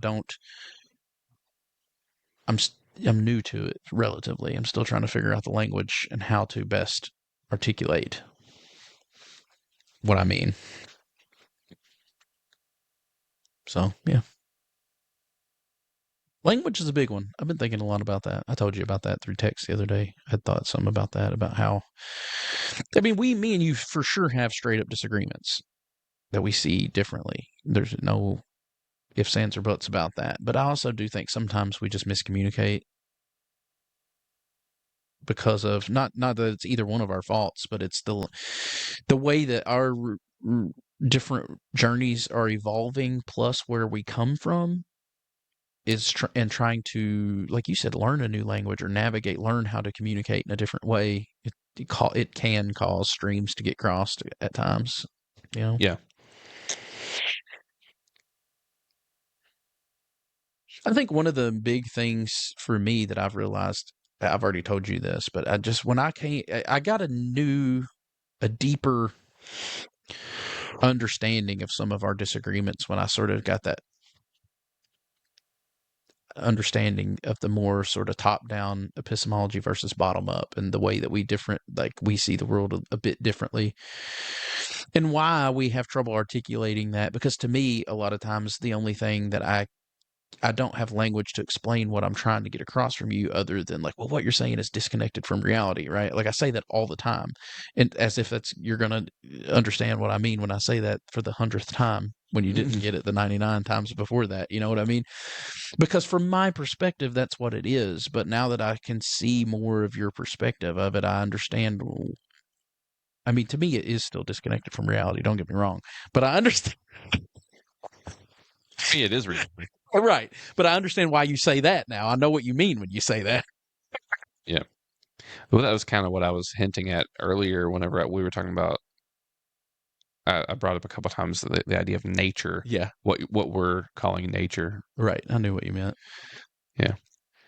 Nature versus supernature versus like the natural and unnatural. Right. Because to me, the sickness, disease, all those things,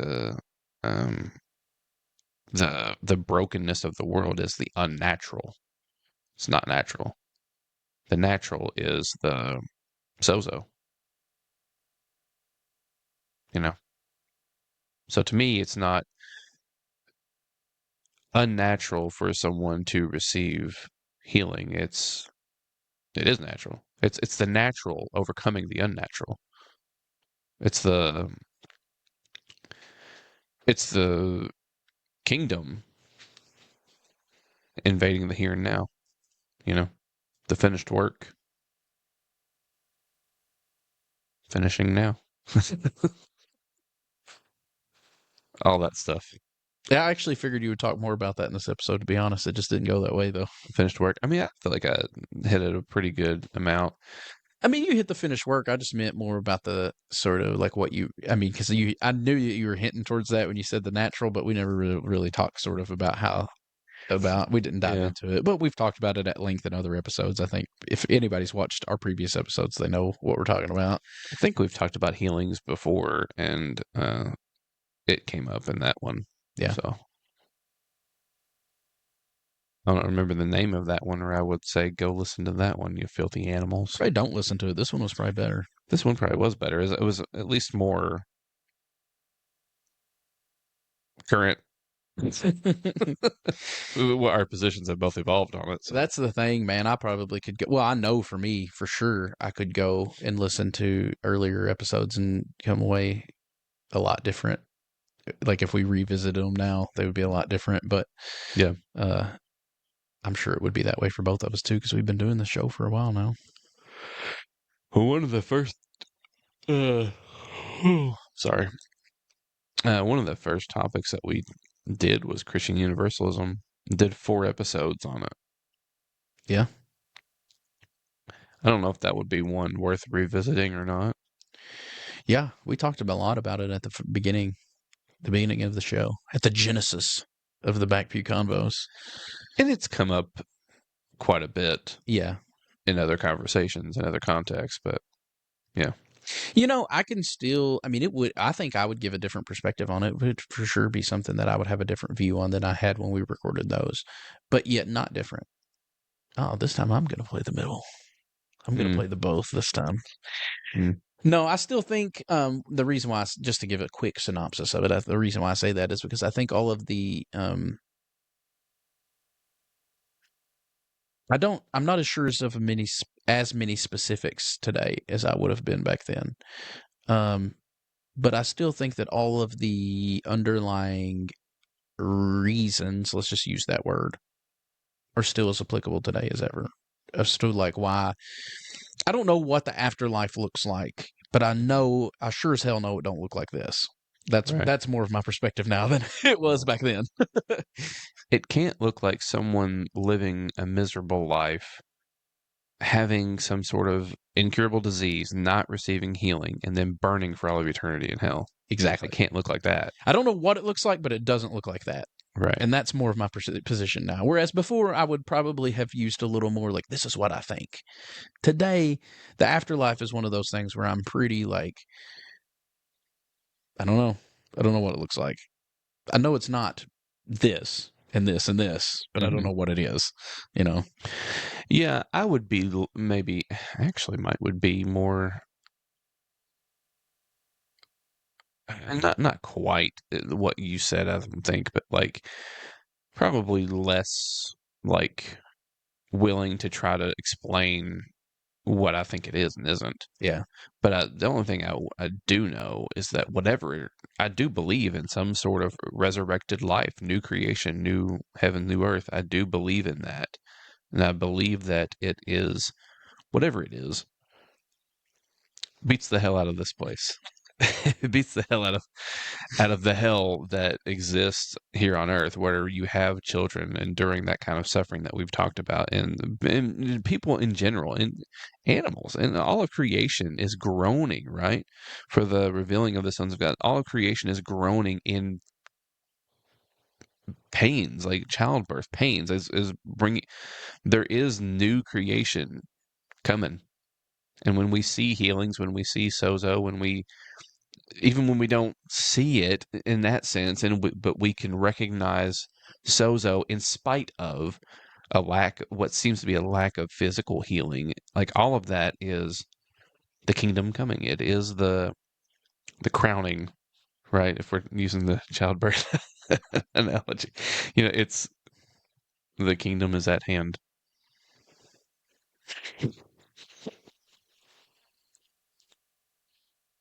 Anyway,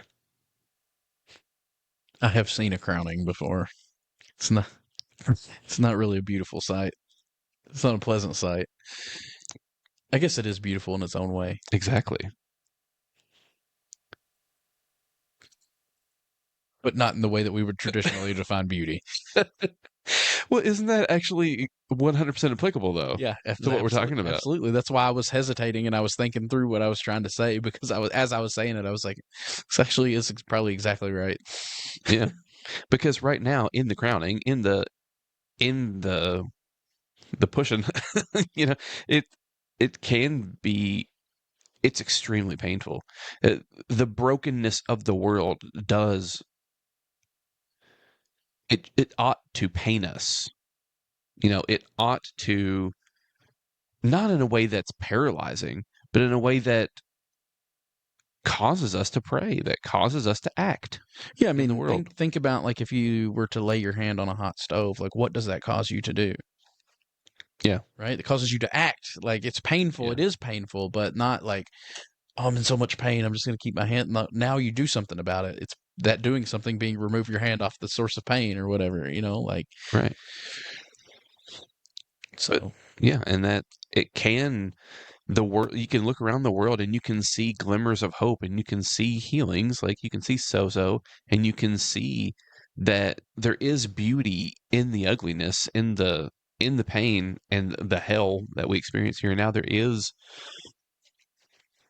is hope, and there is beauty in it, but it's still pretty ugly and painful for the moment. But there is joy in the morning, right?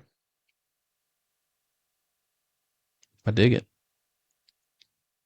And so that's where my eschatology is. I mean, I guess at some future date we could go, and it's been a while since I've like given a full on like, this is the reason why I believe this, and like give all, like get into the scriptures and all that kind of stuff. Which maybe we could do that. Maybe we at one time we talked about talking more about annihilation. Haven't done that. I will say that if it turned out that Christian Universal, like, oh, well, that's so hard for me to even say, because it's like, I just, at this point, I don't know that there's anything that would convince me that to at least hope that that's what's the case. But like if there was any other option, it would probably be some form of annihilationism or conditional mortality, probably more likely. But eternal conscious torment is just like, it's just a no-go. It just doesn't make any sense of scripture. It doesn't make any sense of anything. Right. Of the Yeah. I think if it's not some form of universalism where some sort of life consciousness continues on the other side, so to speak, then I probably just don't believe in anything, which I guess would be a form of annihilationism. But I think other than that, I would either have to believe that you just die and then you die, that's it, or some form of the only way that this isn't precise language, but it's the only language I could put to it is a sort of non-dualism to where we just return to our we return to the ground of being. You know what I mean? Like that's the only sort of way that I could conceptualize it. That's not some form of universalism where you continue to have a consciousness after you die. But none of those are like eternal conscious torment, though. Yeah. I have some questions about that, but maybe I can ask them off air. We've been going for a while now. I don't know if I have any answers, but the folks are tired of hearing us talk. Surely. Well, fine then. Over 2.5 hours. Get out of here. Okay. Bye.